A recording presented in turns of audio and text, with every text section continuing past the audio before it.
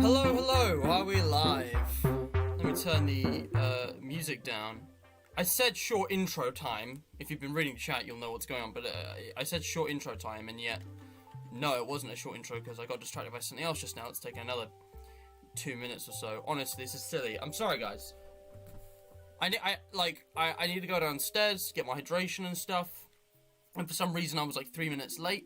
I think because I was organising a Valentine's Day thing. I've just realised it's Valentine's Day, and I forgot about that, but my dad reminded me to go get some flowers for our mother. My mother, not our mother. His wife, my mother. Yeah, and then, Microsoft popped up saying that, shared experiences use all system accounts to authorize actions across your devices. Some of your accounts require attention. So because I changed my password, it's being a bit weird. Also, I need to stop playing the same song. The song that was just playing, because I saw someone ask in chat. Tell me if the audio balance is good, by the way, guys. But yeah, let me just respond to chat. What is this weird song? The intro song is called The World's Fair by God Mode, and I thought The World's Fair is the most appropriate title for this stream. I wanted something that sounded kind of like what they play in the news. I didn't quite have the BBC. The title, made me think. Politics, international relations, that kind of thing. Big deal. I'm playing the debate direct music, guys. All the music is in the description. Some of it is linked. You can find all of the songs in the description. If you want to know the name of a specific song, just ask whether it's live or in chat with a timestamp, in the comments after the stream's done, and I will do my best to tell you, because I have most of these memorized. Like, I'll look at the title and I'll know roughly what it's going to sound like. Audio balance is fine, that's good, DJ. But yeah, it's Valentine's Day, and I've just realised I'd completely forgotten it was Valentine's Day. I'd forgotten that was a thing. Which is ironic, because for the first time in my life, it's actually relevant. Because I have a girlfriend! Let's go! Relationship pog! But, seriously, guys, whether it's a romantic partner or just, someone you love as a friend or family or whatever, it's Valentine's Day, so go appreciate your people. I love all of you. You lot, as fans, and in some cases as friends, are a brilliant bunch. I'm not really into political talk, but given Matt is hosting one, I'll delve. Interesting. I'm not really doing that. Something that came up in the last survey response was that I should really start trying leaning towards social debates rather than political debates, because it would be better for the channel and my reputation, probably. Let me just show you guys something. Also, I know there's been a little change. I'll explain this in a moment. In the description, I wrote that... What do I really, really value in society? I know social debates are supposed to be my focus, but I recently rediscovered this alternative to the political compass that was just too difficult to resist streaming. 8Values. Which will I choose? And if you want to take the test for yourself, the link is in the description right at the top there. So this is today's test, the 8Values test, not to be confused with the political compass. Now, I did a couple streams on the political compass a while back. The political compass test is probably the most famous, the most memed, the most renowned political ideology test that kind of gives you an idea of where you stand on, like your politics, roughly speaking. Politics is very individual.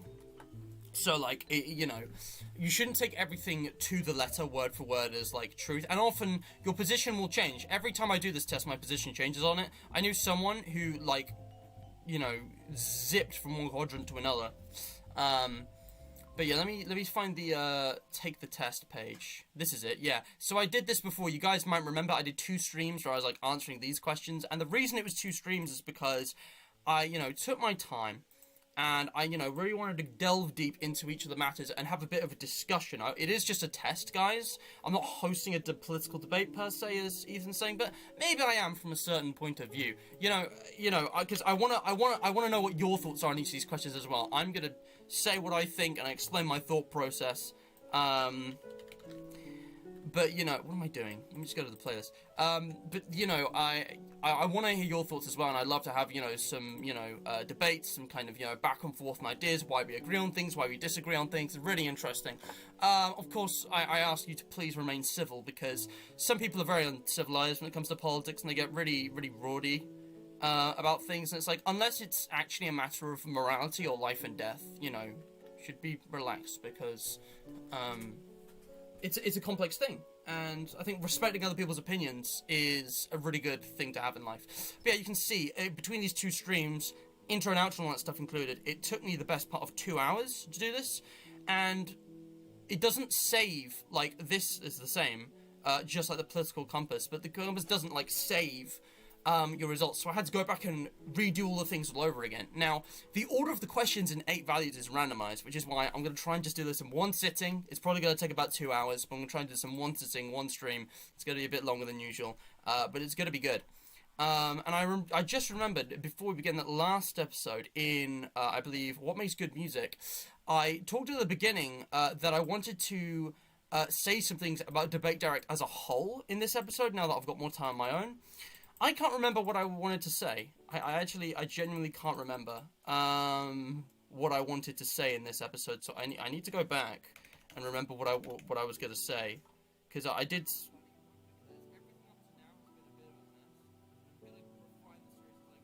What was I going to say? It was in the first couple of minutes. I was talking about the music and stuff.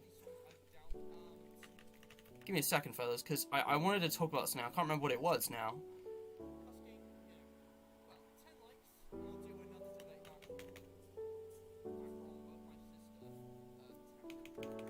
Think about the 6-minute mark to give me the answers I want.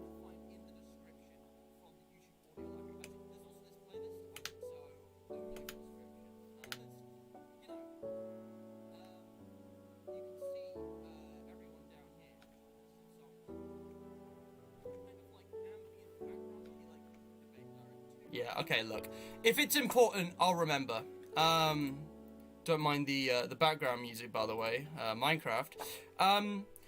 But yeah, before we start, just one or two notices. I want this to be a turning point for Debate Direct. We are now on episode 35. This series, I've only recently realised this series is huge. This is going to be my longest running series, and it's going to keep going on and on and on well past 100 episodes. It's going to happen.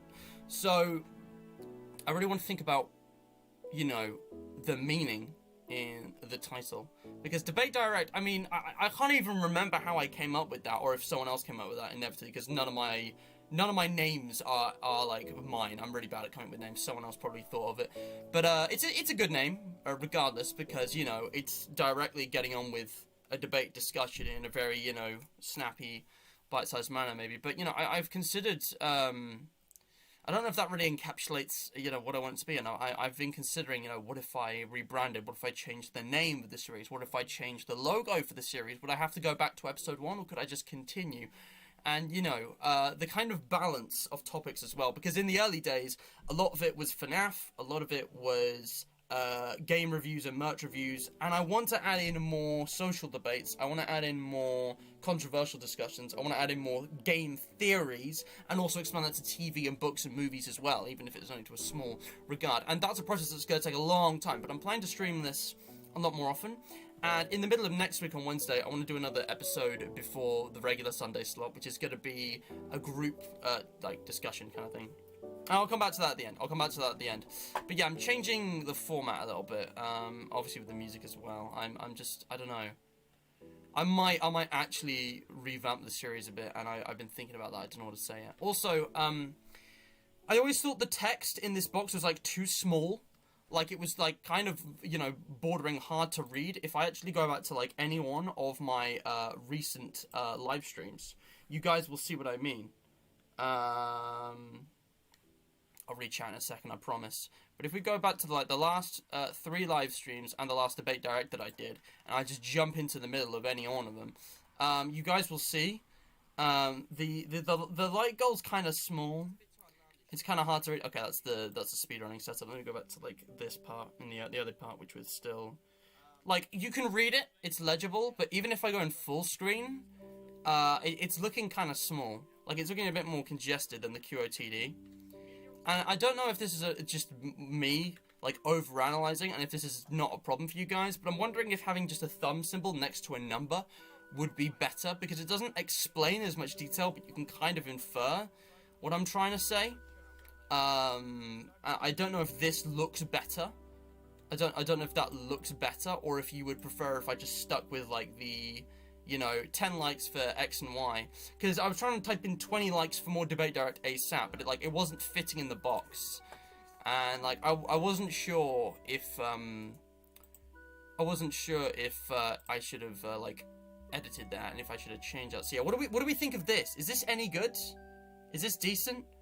Also, I'm alone today. This is a solo Debate Direct, just so I point that out. I think that's everything I needed to say. Let me catch up with chat. We'll start the debate.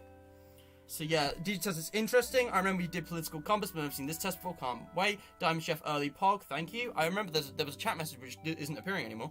But Tony Blair was here like several hours for the stream saying first like, and I was like, Mr. Matt, first like speedrun world record. So yeah, can we make that a thing? Your boy Matt has a use for Valentine's Day. I do. I mean everyone does or doesn't, but whatever. 12 likes. You're joking. 12 likes and I haven't even started. See, this is why I have to set the like goal high for Debate Direct, because it's popular. I never heard the Political Compass. Fair enough. No, this is like my 100th time. This is the 35th episode, so that's not possible, but alright. Dude, that's crazy. Came up with Fazbear Fridays, yep. Debate Direct, it's catchy. Alliterative names work well, that's the thing. I don't want to change it and, like, confuse you guys.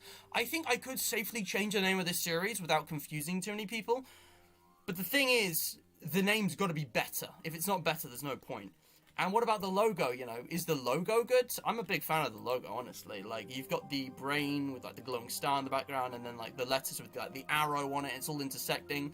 And I really need to create, like, an animated version. An animated version is kind of what my vision was originally, and that would be really good. But, like, I think it's social media icons? Yeah, here it is. This is the Debate Direct logo, guys. And it's got the whole purple-blue colour scheme. It's actually got the old puddles texture in the middle of it, and the old wooden border. But if I were to update this, it would take a lot of time. And I don't know.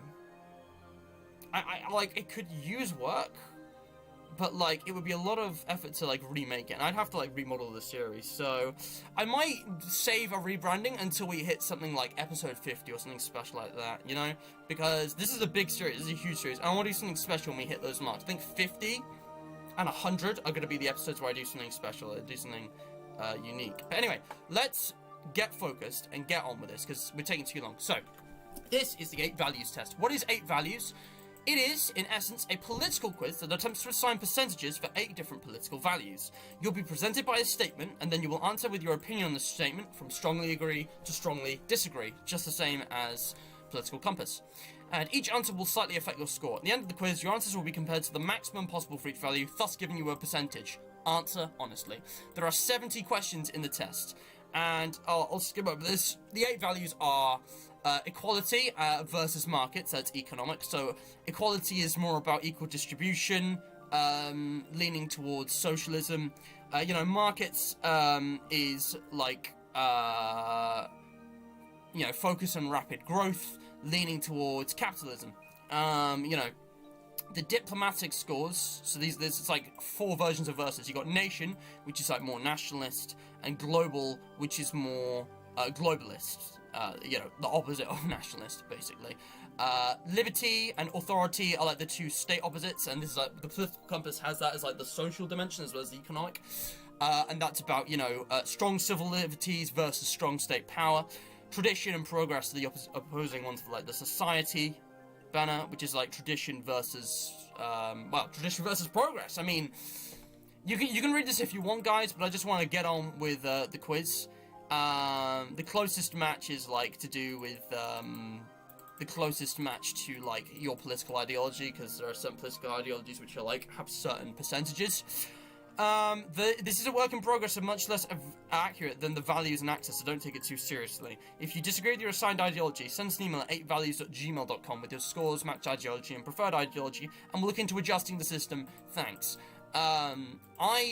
I'm honestly not an expert when it comes to political isms and all like the definitions and stuff, but like, I think I can like, I think I know roughly what I want to get, or what I think I'm gonna get. But yeah, the 4 independent axes, I didn't read this: economic, diplomatic, state, and society. I'm just speed reading this. Just so I really understand. You can read it if you want, you don't have to, but... Yep. Makes sense. Okay. If I was reading this out loud, I'd be going too quickly. I trip over my words. But yeah, you've got these 4 different axes.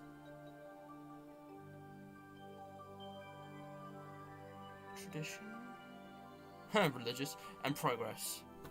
Alright, let's do this. So, those are the 4 icons. In case someone looked too deeply into the thumbnail, I'm expecting to get more progress and authority, which is why I'm glowing pink and not blue, alright? That's all it means. It's like, that's a really vague thing anyway, but, here we go. I'm just gonna keep the, zoom in. Actually, guys, does this look good? Or would it look better if I did like this? Does that look good?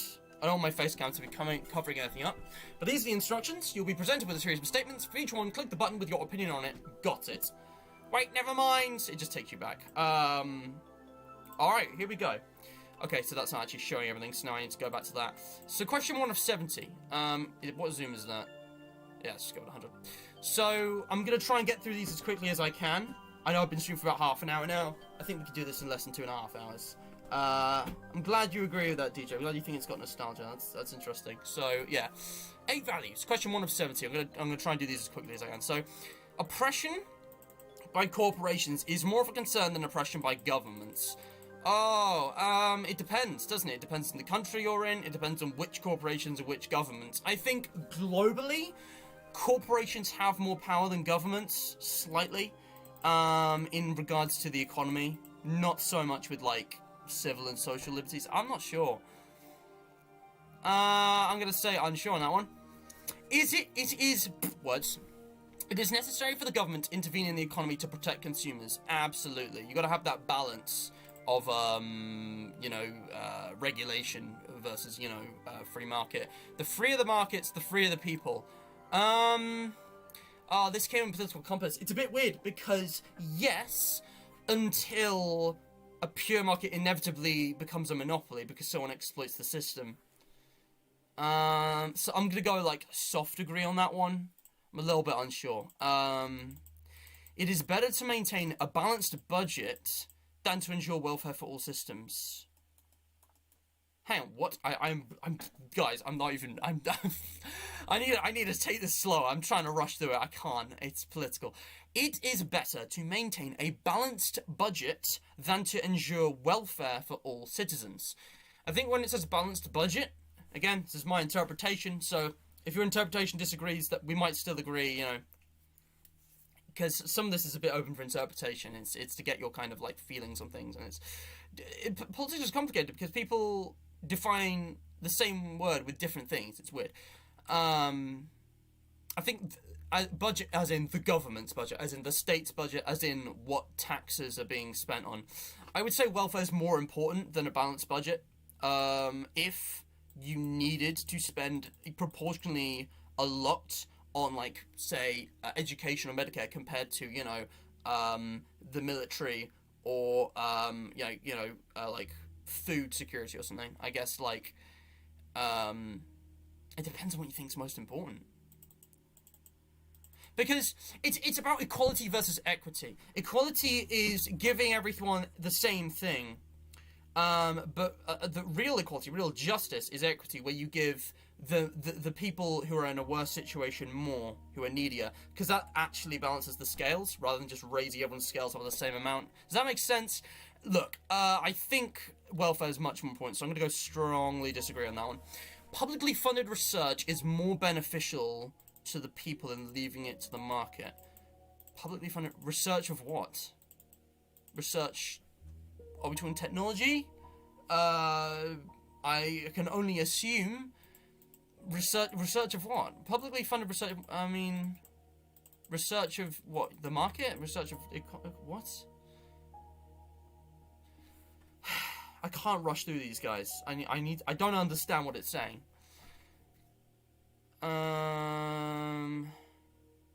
Research into politics? More beneficial to the people Oh my god, this is so many. So, if you, whatever this research is, if it's funded by the public, so through taxes and the government, that is more beneficial to the people than leaving it to the leaving what to the market? The research. So if you, guy, I can't understand what it's saying. I'm sorry. I could someone clarify? I think when it says leaving it means the research. So basically, it's a question of should the research be no, not the research itself, but the funding. Should the funding of the research be from the government or the market? It's like taxes or private corporations. I think. Research into what? Yeah, I'm gonna go unsure. I don't understand that one. Tariffs on international trade are important to encourage local production. Here we go. Something simple that I can understand. So, tariffs on international trade are important to encourage. That's a fact. Yes, that is why tariffs are a thing. It's to protect local consumers and like stop, international transnational corporations creating monopolies in your own country. Tariffs on international... Let me just check that. Tariffs on international trade are important to encourage... Yeah, that's just a fact. It doesn't matter what your political stance is. That's factually true. So why would I disagree with that? Unless it's an alternative? How could you argue that tariffs aren't important to encourage local production? How could tariffs go against that? Because a tariff is... Basically, a tariff is like a tax. It's an international tax. For anyone who doesn't know, a tariff is where, say, the United States wants to encourage local production of a good, where it's like, computers or bread or whatever. They basically create a tax that everyone who is exporting their production of the same thing to the USA. So if China wants to export their thing to the USA, they have to pay more just to have it sold in the USA because of the tariff. I'm going to say strongly agree. I'm confusing myself with this, honestly. This is actually so confused. Right? I don't know what it's research of. Tariff is an international tax. It's okay if you're not educated on this, guys. I myself am, but I am very amateur. All right, I'm currently in my first year of university. That should give you a good idea of where I'm at. I'm still very much a student, and I could probably be schooled on a lot of things, but I have enough knowledge to take the test. From each according to his ability to each according to his needs. Absolutely not. I'm not sure if I should go disagree or strongly disagree, because this is basically advocating meritocracy, where people are rewarded more for the more work they do. So people who have more talent, more ability, get more. But the thing is, just because someone isn't as able doesn't mean that we should value them any less as a human being. Because if you take this to the extreme, if someone has a handicap or a disability that,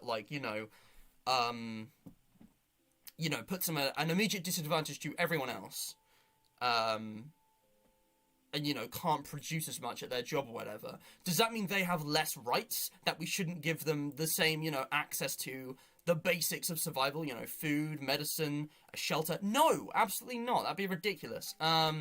And meritocracy does work, but it's like the free market. That whole competitiveness needs to be moderated. So I'm going to go strongly disagree on this one. It would be best if social programs were abolished in favor of private charity. What? Charity? I thought charities were social programs. I'm going to Google social programs. Or should I say Ecosia social programs? It stonks. I'm actually so confused. Social programs definition. Are you serious? There is not a... I was going to say, where are the results? Like, what do you mean social program? I mean, charities are private anyway. Like, charities aren't affiliated with governments.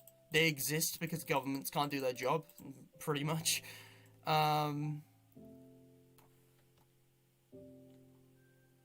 have charities, supporting, the economy and people of Ethiopia because the Ethiopian government can't do, shit.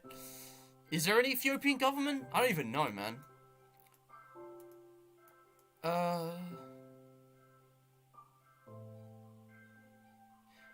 Okay, so sponsored by federal or state governments or branches. So it's like government invested like charities?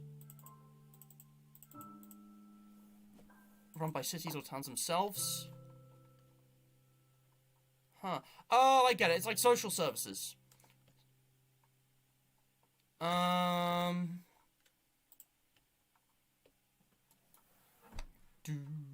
Sorry, I know this song very well.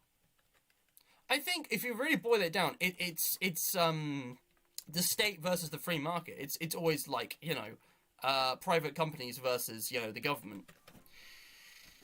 I think that's a bit extreme to abolish social programs completely, because both social programs and charity are working for the same goals, right? It's usually like, you know, giving water to the people who are, you know, don't have access to clean water in, you know, African countries, you know, mental health awareness and, you know, support for people, you know, going through whatever, children who with, you know, life-threatening diseases who can't watch movies in hospital. You remember that one, Lollipop? Greenpeace, you know, protecting the environment. Like, they're all working for the same thing. So, I'm gonna go disagree, I think. These are really confusing. This is actually, this is a lot worse than I expected. I thought this was a pretty good test. Now, I can't even understand the questions. They're not questions, they're statements. Taxes should be increased on the rich to provide for the poor. Absolutely, no question. If you look, I mean, this depends on context. If the taxes were like, if the rich were being overtaxed, I would disagree with this. But the fact of the matter is, if you look at the taxation bands for the UK, and it's the same in a lot of other countries, it's a fucking national disgrace. Like, yeah, let me just show you. If I can find... Because I saw this in a textbook, I need a really good image. I think this is it. These all look much more complicated than they should, but I think this is it. What you will notice is that, if you look at the differences in the, percentages and the, like, taxable income, it's not linear. I'm not saying it should be exactly linear, but, like, over 150,000 could be up to hundreds of millions. That could be like 9-digit stuff.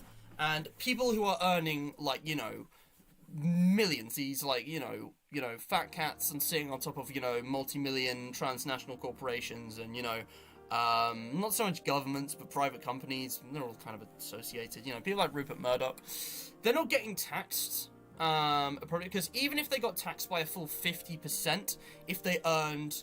you know, over, I think that's per month, or is that per year? I think that's per year. Say they earned 3 million, no, not even that. Let's say they earned 1 million pounds a year, right? And additional rate, the lowest value for additional rate is over 150,000, alright? If you taxed 50% of 150,000, that person would lose 125,000 and they'd only have 125. Is that right? No, sorry. It's... I need my calculator for this. So 25, 50... It would be 75,000, right? But if that was someone who was earning 1 million, they would still be earning 500,000 a year. It's just kind of gross. The fact that there are billionaires who exist and, like, set their own wages and earn money just to do nothing with it when we have people literally starving to death, you know, in other countries, and, you know, gross poverty sometimes, you know, in the same, you know, cities.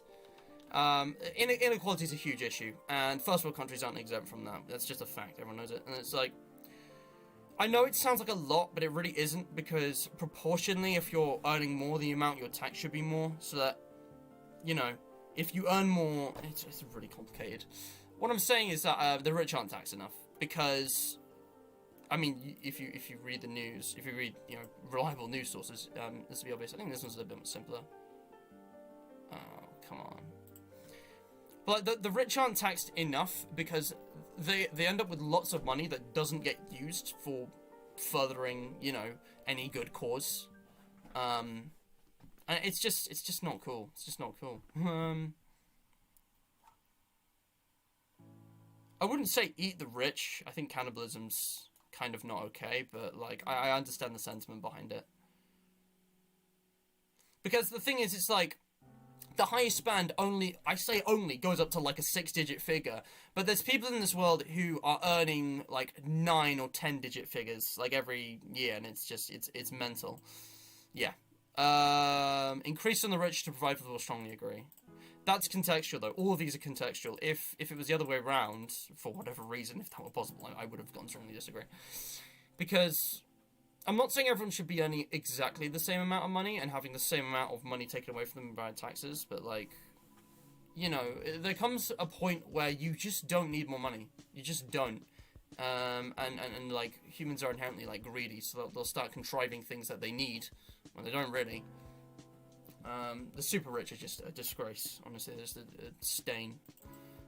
Inheritance is a legitimate form of wealth. Absolutely fucking not.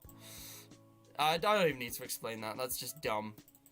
Because, they didn't work a day to get money if it's inherited. And all too often, because people inherit money, born with a golden spoon in their mouth, you know, they don't know what to do with it. And they're brought up with, you know, this bloated, you know, distance from reality, that, you know, they don't have any kind of understanding of what it means to struggle and to strive, just to stay still, just to be able to hold on to your necessities, so that you can, you know, avoid starving to death, freezing to death. Yeah, mad. Basic utilities like roads and electricity should be publicly owned. I would say strongly agree, because if you put basic utilities, well, roads and electricity, depends. I know if the government's shit and they can't manage it, there's all the more reason to privatize it and put it in competent hands. But the thing is, when you give private companies the rights to control the market of basic necessities that everyone needs, it's very easy for them to exploit people. So for a purely ideological basis, I'm against that. I think things like that should be publicly owned, so people's taxes and their own incomes and taxes are going back into their own, you know, public services that everyone has equal access and should have, you know, equal access to. Roads are a good example. Electricity, water, food, shelter, all that kind of thing should be, you know, nationalized, publicly owned. But sometimes you have to be a bit pragmatic. Still, in the long term, I don't know. Government intervention is a threat to the economy. Well, yes, that is correct. But it needs to be there so that the other threat to the economy doesn't. I mean, define threat. I'm gonna say disagree, actually, because the government intervenes to stop private companies just going willy-nilly and exploiting consumers. But I think more often than not, that's a force for good. Capitalism is very flawed. It is. Capitalism's like the least flawed. You know, compared to the early 20th century, you have fascism, socialism, you know, monarchy. Yeah, it's better than those, but it's far from perfect. There is no perfect system because humans are irrational. It's just how it is. So we gotta just do the best we can to keep a decent balance of the scales, so to speak. And that's what this is all about. Those with a greater ability to pay should receive better healthcare. Absolutely fucking not. We are all human. We all have the same biological makeup. People with worse injuries and more need for healthcare should receive better healthcare. And that's why this should be publicly, you know, owned, paid through taxes, and, you know, equally distributed. But the thing is, the Tory government in the UK has, you know, not spent enough on it, even though spending on the NHS has actually increased over time. It's increased very slowly, and even though it's a lot, it's not enough because of the sheer scale of things. Instead, the government likes to put money into fucking Trident. Yeah, let's make some nuclear weapons, while our own staff are being, while our own hospitals are being understaffed. People are dying, not just from COVID, from, you know, I think suicide rates increased. I'm not sure if the stats have come out on that yet, but, you know, things like, you know, cancer research being slowed down, things like preventable injuries, you know, like broken bones from car accidents or whatever, things like that, all because the NHS is, like, seriously understaffed right now because it's just not getting the funding it needs. This is bullshit. This is the American way. This is not right. This isn't politics. This is wrong. This is morals. The fact that you have to pay for these basic necessities. Imagine, you get into an accident and you've got a life-threatening illness or injury, and it's like, oh, we'll get rid of it, but you have to pay us several $1,000s, or you can just get fucked, and that's not okay. That's not okay. This is what taxes should be for. But all of these ideals rely on the government being, any better than the corporations, which I can totally understand the arguments against. Because the government can be fickle and stupid and appeal to, corporations rather than consumers, or for its own well-being. Conservatives are just here to hold up the elite, make sure the class system still separates. It's not cool. I don't like it. Quality education is the right of all people. Strongly agree. No question. I'm going to stop slowing down these really obvious ones. The means of production. If you disagree with me, though, feel free to have the debate. Otherwise, if you, I'm assuming. I'm just going to, If it's something that I immediately instinctively know, yeah, this is what I think. You debate it if you want, but I'm going to speed things up because it's been 15 minutes. I'm on question 15 and 17. The means of production should belong to the workers who use them. Okay, I'm not Lenin, I'm not a Marxist, but hang on. Means of production. That's labor, capital, land, and there was one other, and I forget what it is. But the means to produce things, so, the land and the seeds to, grow crops in agriculture, the factories and the tools to, produce things for society, should belong to the workers. I'm very mixed on this because, if every individual worker privately owned their own, tools and stuff, it'd be their responsibility to care for them, and I guess that'd be kind of meritocratic. So you'd have whoever is producing more would get more, I guess. Okay, what if the state owned all of that? This is what the USSR actually ended up being. So if the state owns the means of production, is there a better alternative? The workers. Hang on. See, it's just much more efficient if instead of everyone individually owning all of their bits of the production, if it's all just collectively owned by the government. Because then instead of everyone taking their individual tools and stuff home, they can just keep it in a storage area at the factory or whatever. It just makes more sense. And it depends on what's being produced here. Some things are better off produced by the government, but other things like luxury items and kind of optional things that aren't human basic necessities, private corporations can go wild on that. Go compete, capitalize. It's good stuff. If it came to the means of production for bricks and cement to make homes, I think the state should own that because I don't think people should have to go without a home, without a place to live. And the homelessness statistics in this country are a disgrace. But if, taxes were, maybe increased if necessary, and if the government spending was just shifted more efficiently to be into building new homes and building houses where it's needed. I know there's the environmental question there, but it can be worked around. There's a lot of brown land rather than green land that can be built on, and we can build up rather than sideways, and we can build up. Even if it was cheap apartments that just had all the necessities for someone to live comfortably. That's where those means of production should go. But if it came to something completely fickle, like toys, guys, if you've been following my Instagram, you may be aware of a purchase I made recently, which I ordered at Christmas. If it came to the means of production for my Freddy Fazbear Five Nights at Freddy's Funko action figure, the plastic and the paper used to make the box and all of that stuff, that can be privately owned by corporations, because a plastic Five Nights at Freddy's Freddy Fazbear Funko articulated action figure is not a necessity to stay alive. Not every human being wants or needs this to stay alive. There may be some people who say otherwise, but I think those people should be clinically diagnosed. That's not. But the thing is, I'm saying the company just because it's more efficient than everyone individually. All these people, the workers are also consumers.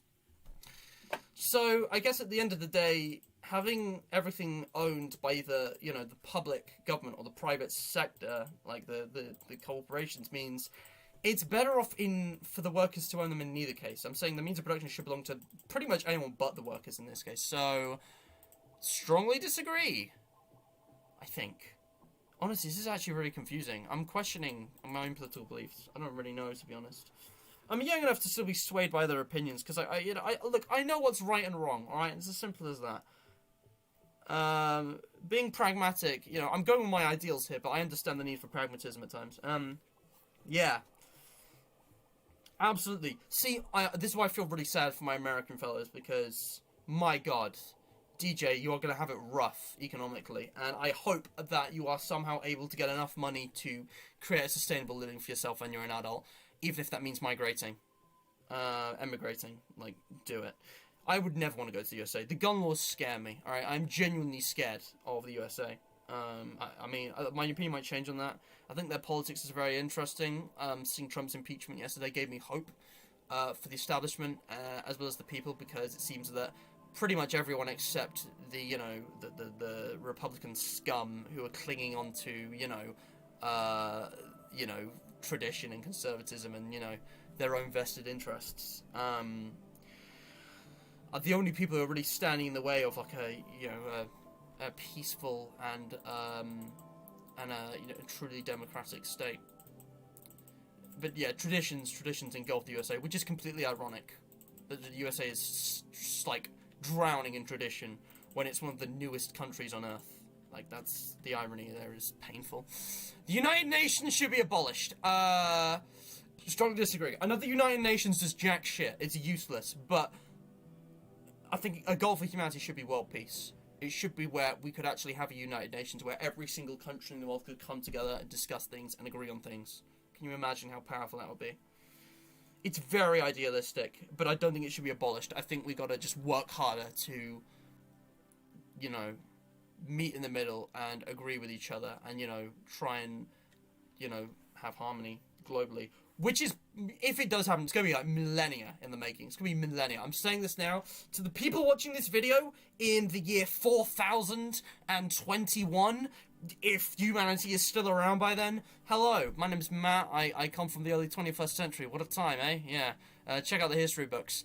I have hope. I have enough hope because despite everything, I think there are enough of people out there who aren't so selfish, who can help make the United Nations into what it should be. Military action by a nation is often necessary to protect it. No, I'm not a pacifist, so I'm gonna go soft disagree.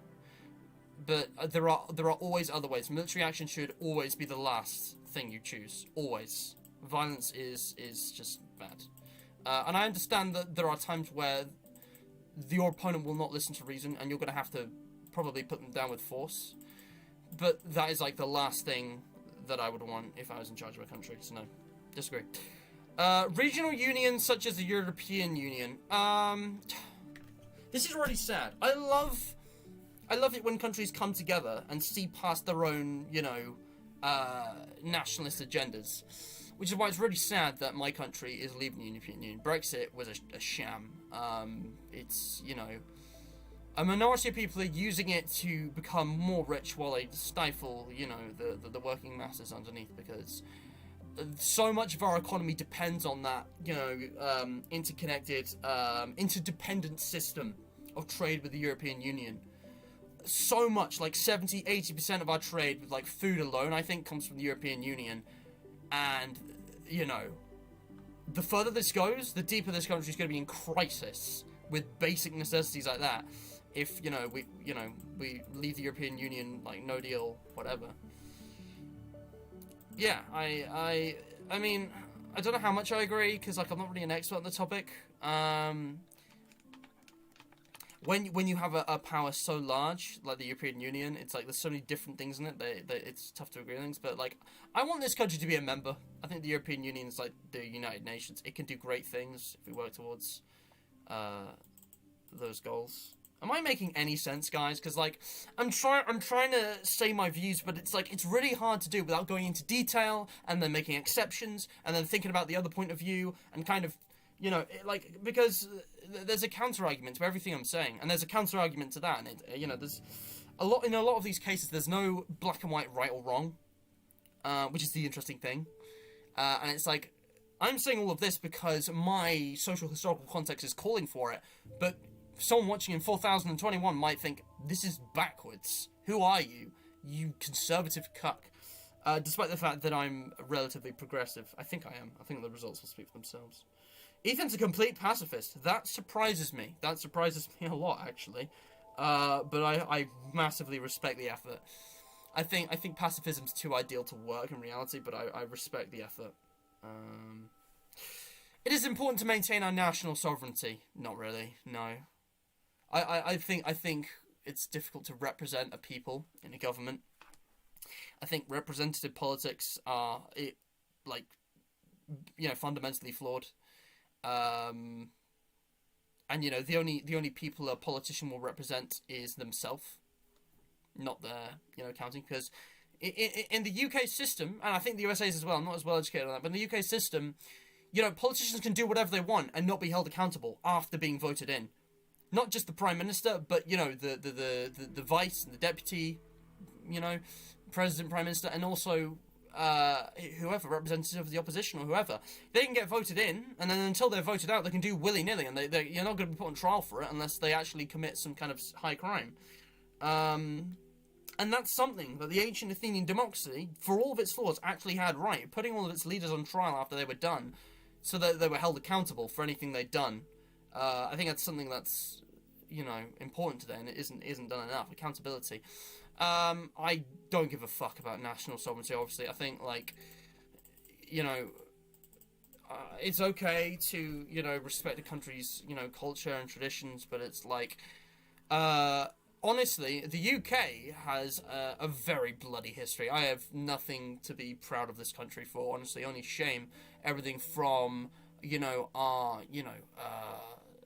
lack of, flexibility, our, lack of willingness to change, the, horrors of the British Empire, what this country did during the World Wars, even further back than that. But if you're only looking at the recent stuff, it's run by conservatives. And I think there are so many things that are just more important than national sovereignty, because we are all human. We can, I think seeing past each other's differences is important. Oh, so your skin color is different from mine? Oh, so you worship a different god to mine?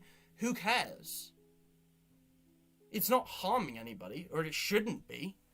Religion, has done a lot of harm. It's not inherently harmful. I respect the religious people who just want to, make peace with everybody, but it's not an excuse to declare war or anything that has been used before. No, there's just a lot of things that are more important. I've never felt like my country's represented me. And I don't think it can. I don't think that's actually a physical possibility. I think it can broadly represent the wishes of a mass, maybe. But, nah.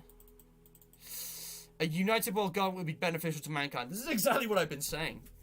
We're a long way away from possibly seeing this happen. But imagine, a united world government would be nice.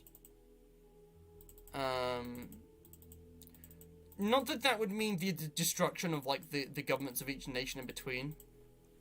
But I think if all of the governments came together to form a super government, it would be good. Because that would mean there wouldn't be any wars. We could discuss things, But the problem is of representation there. Because, you can only fit so many people practically into a room. And it's do they really represent their entire nation?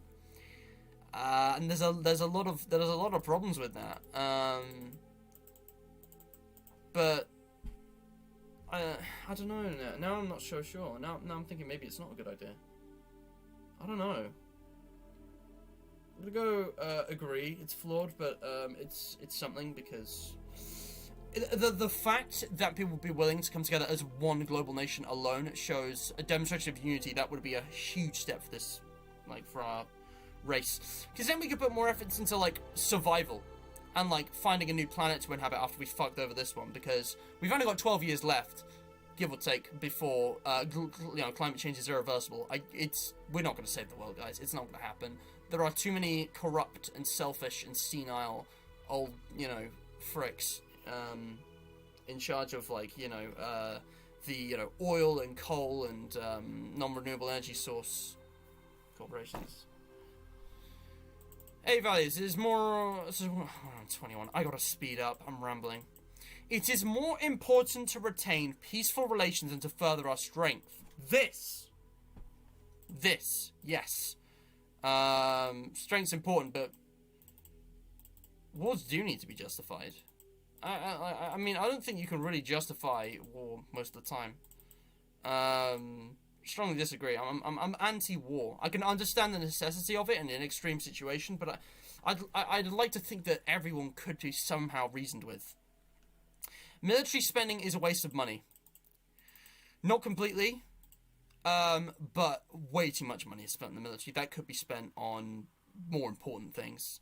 So I'm going to go agree, not strongly disagree. International aid is a waste of money. Strongly disagree. If we want to further a better society, if we give aid, you tell you what, if Britain gives aid to the countries that it conquered and exploited and raped 200 years ago, that could be the establishment of better relations and a more interconnected global society. Not just an economy, but a society.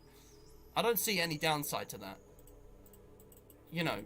Helping each other is going to help us understand each other more. Because if we give loads of aid to, the Congo, Ethiopia, Ghana, it's going to give them a lot more reason to listen to us. And, help all of the humans out there, humans just like you and me, live comfortably. And who knows, maybe the genius who could cure cancer is somewhere out there in the middle of Africa, one of the other world's poorest countries, and they just need the education that they don't have access to unlock, that future, and that would, create ripples that would affect humanity forever, that kind of thing. I know I'm speaking in real what ifs now, but, it could happen. No, strongly disagree. My nation... Again, it all depends on context. It depends on which country you're in, what your views are, what the country, what the governments are. But no, absolutely not. I think it's shite. I think it's got a silver lining, but I don't like a lot of the people in power. Research on what? I mean, I don't know what the research is referring to, but if I had to assume it was something about progressing technology, medicine, all these kind of things, I guess strongly agree. Because why not? When people collaborate, you get more ideas. That can be on an individual level, that can be on a global level. Efforts which have, united countries and brought people from different nations together have been more successful. Think of the space race. In the 20th century, that was kind of against that. But when countries collaborated together to create the International Space Station, from all across the world, from Europe and Asia and the Americas, a lot of scientific discoveries have been made, which I will admit haven't necessarily been useful and directly impacting our lives every day, but some things have. I think collaboration's good. Governments should be accountable to the international community. Absolutely. It's accountability. If there was a way to make governments really accountable in this international super government idea, maybe that would be the way. Maybe that would be the way to world peace. The ultimate goal. I don't know. Just happiness. Accountability is really important. I can't propose solutions to everything, but yeah, I agree.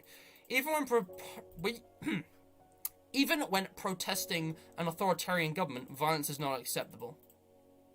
I'm going to agree. I think you can make exceptions here.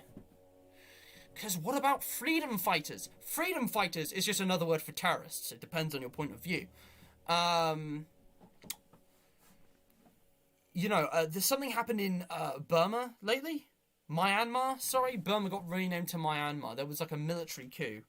Myanmar. I don't know the specifics. I don't know what the existing government was before, but I can only assume there was some kind of authoritarian government that they rose up against.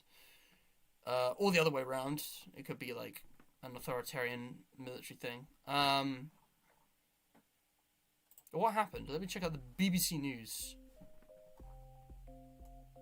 I just because this is a really good example. So, The military cannot kill Myanmar, also known as Burma, removing the elected civilian government by Aung San Suu Kyi. I believe that's how it's pronounced. Elected civilian government, so it was actually democratic? Ooh. No, it should be the other way around. Or should it? Point is like, okay, so what if it was people who were advocating democracy and republicanism and, freedoms having a military coup against a fascist regime? Like, would that be okay? It makes you wonder. This is a big old yikes. I didn't know about this. I'm gonna try Channel 4 because my parents think that they're better than the BBC. Channel 4 News. I just want to check something out. I've also been watching CNN lately with Trump's impeachment. It's a very good channel. I'm surprised how good CNN is. So I'm definitely be checking out more of that, even though it's American. World politics. We'll go world. Here we go. I gotta watch the video. I don't want to get like copyright or anything. All right, I'm wasting time. Oops, I closed the live stream page. I'm getting distracted. But what? Yeah.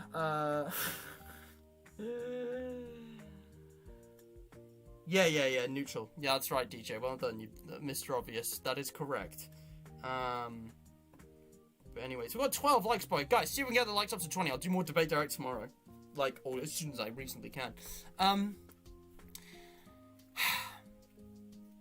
The thing is, if an authoritarian government, by nature, use violence, that is what authoritarianism is. Like, it leads to, fascism and similar ideologies where violence is, revered and fetishized, as I've heard some say. A bit of a weird phrasing, but, how could you possibly overthrow an authoritarian government without violence? That's the thing. Because an authoritarian government is anti-democratic. I mean, I think that they're not necessarily the same. You can have a government which is one thing but not the other. But, like, if a government is anti-democracy, if it is so set in its belief that it won't listen to any kind of other reason, what choice do you have? I think you have to be pragmatic. I think if it came to, and again, with the other way around, if it was an authoritarian regime protesting against a liberal government, and a democratic government was so set in its ways that it insisted that everyone had a right to be heard and that we shouldn't have one idea ruling over, the para neo-fascists would probably have violent revolt. I don't know. It's almost as if we recently saw an insurrection on the capital of the United States with exactly that happening. I don't know.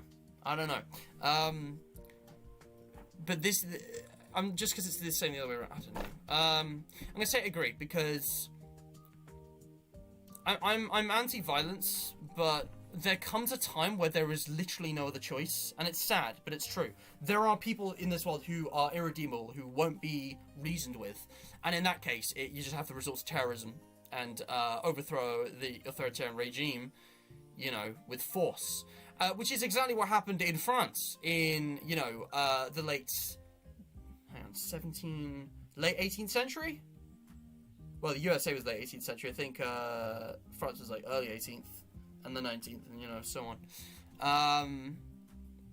And, similar thing happened with pretty much every country except mine, because my country is entrenched. It sucks. I mean, reform is better than revolution. Definitely, but I don't know. Think of the Hunger Games. That's what I'm going to say. My religious values should be spread as much as possible. I'm not religious. Stop indoctrinating people.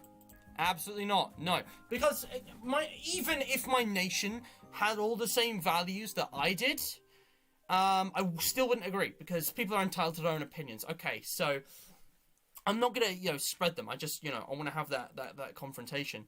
And I don't want to be responsible for being accused of, forcing masses into believing the same thing as me. I mean, fact of the matter is, our nation, my nation, does not have the same values as me, and I disagree with those values, so I disagree with that.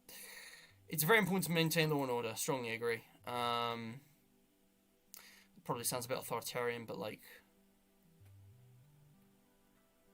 this goes back to the question, the statement from a moment ago, doesn't it?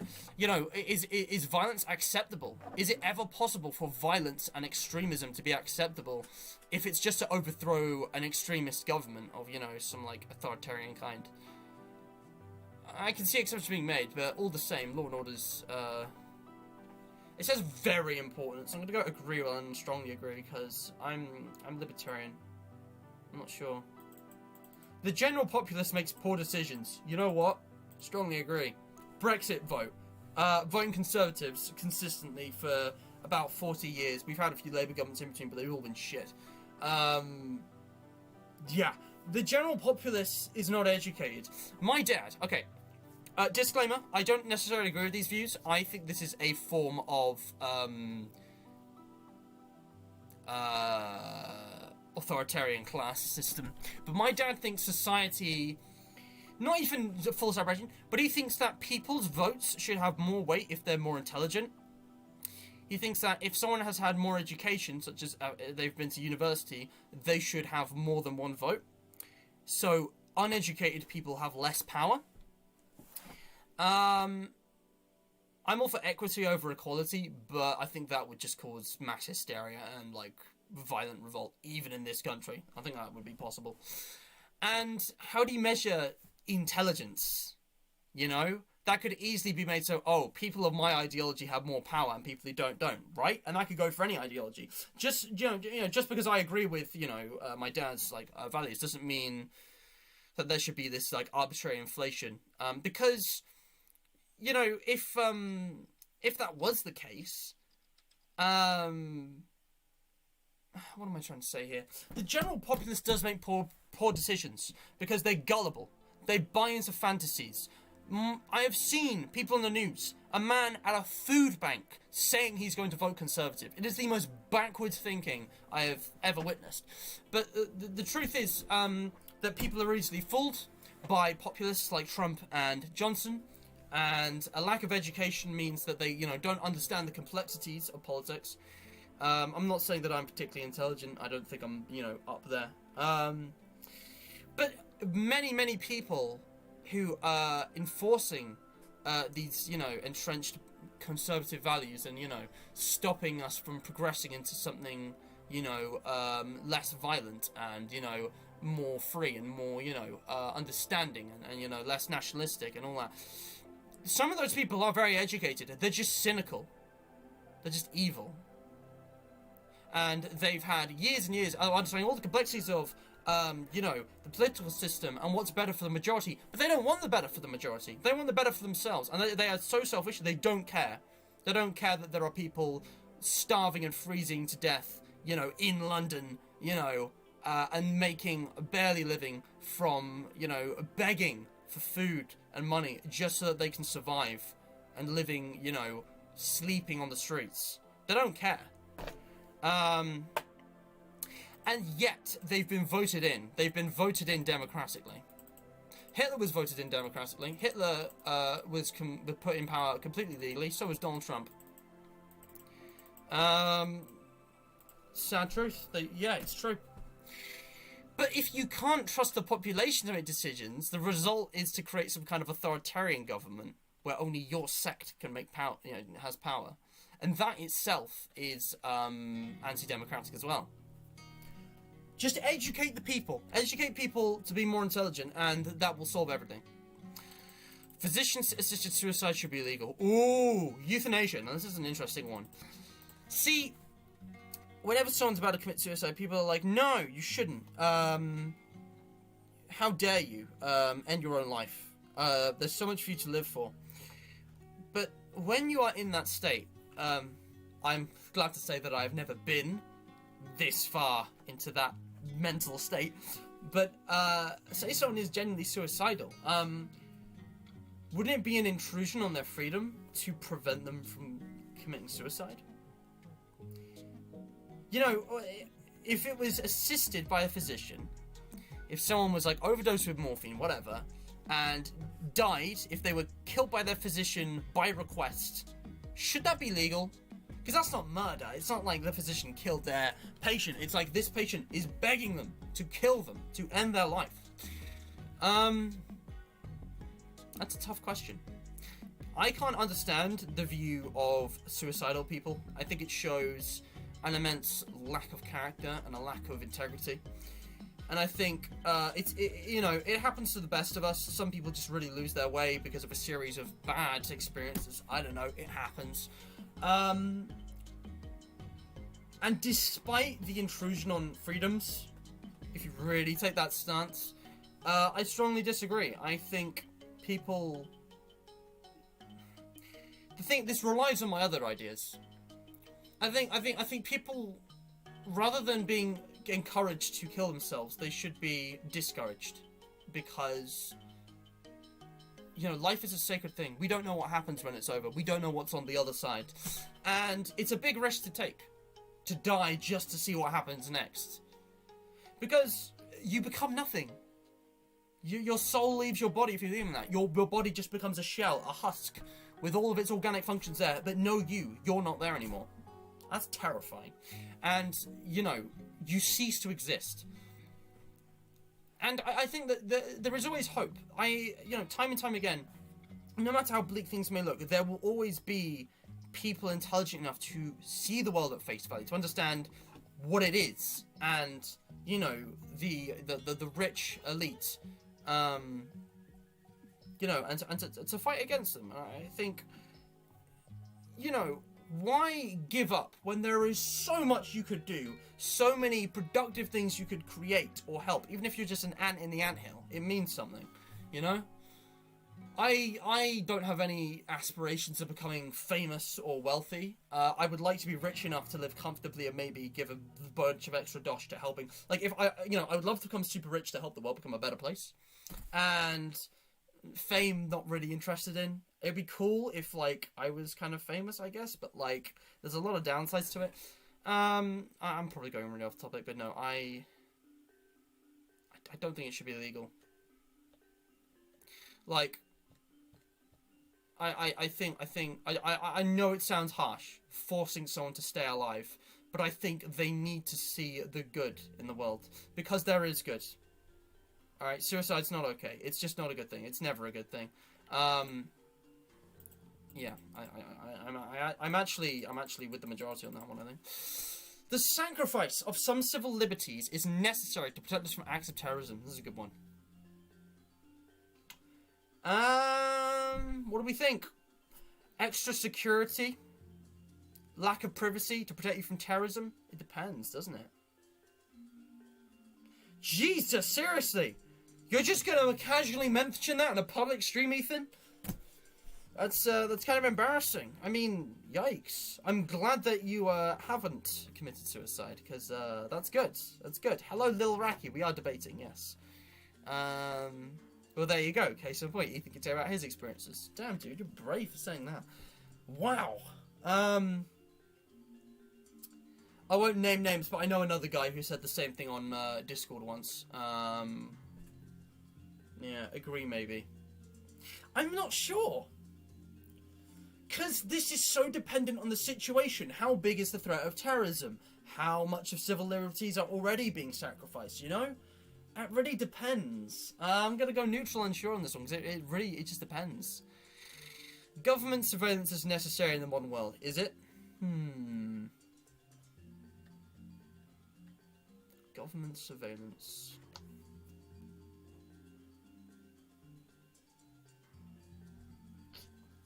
I'm not sure.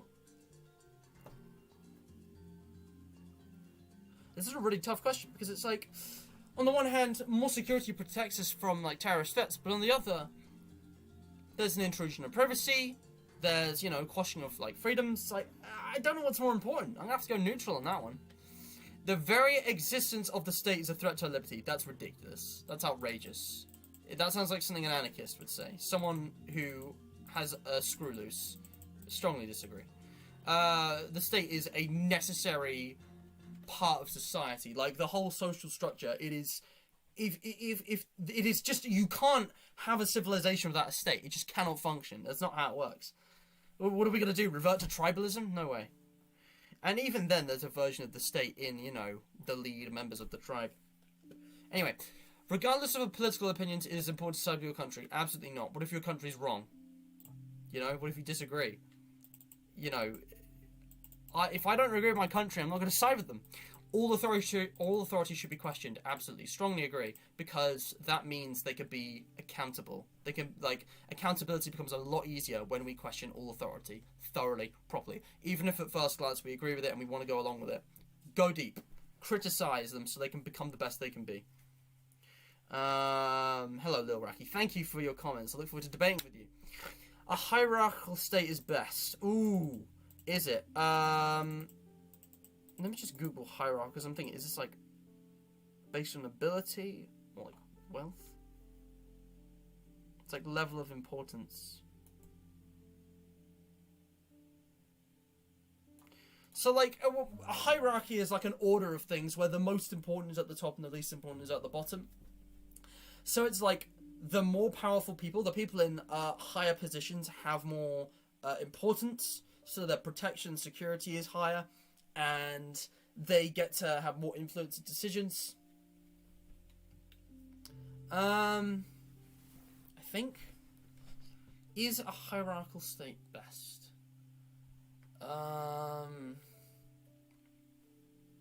Hierarchy. I need to Google hierarchy, guys. I'm sorry, but, like, I've forgotten exactly what it means, and I'm trying to think what the context is, and it's just like, I know what it means, but not enough to answer the question.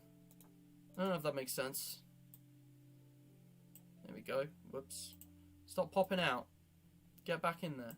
Thank you. Yeah, so hierarchical. Arranged according to people's or things' level of importance. So everyone has a clearly defined status.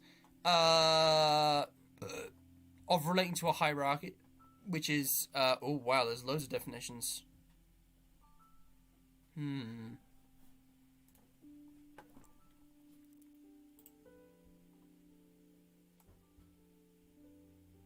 Ecclesiastical? Is that what that says? What the hell does that mean? Ecclesiastical?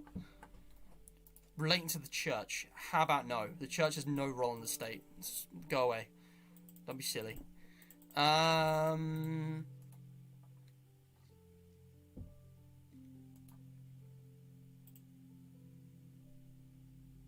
Okay.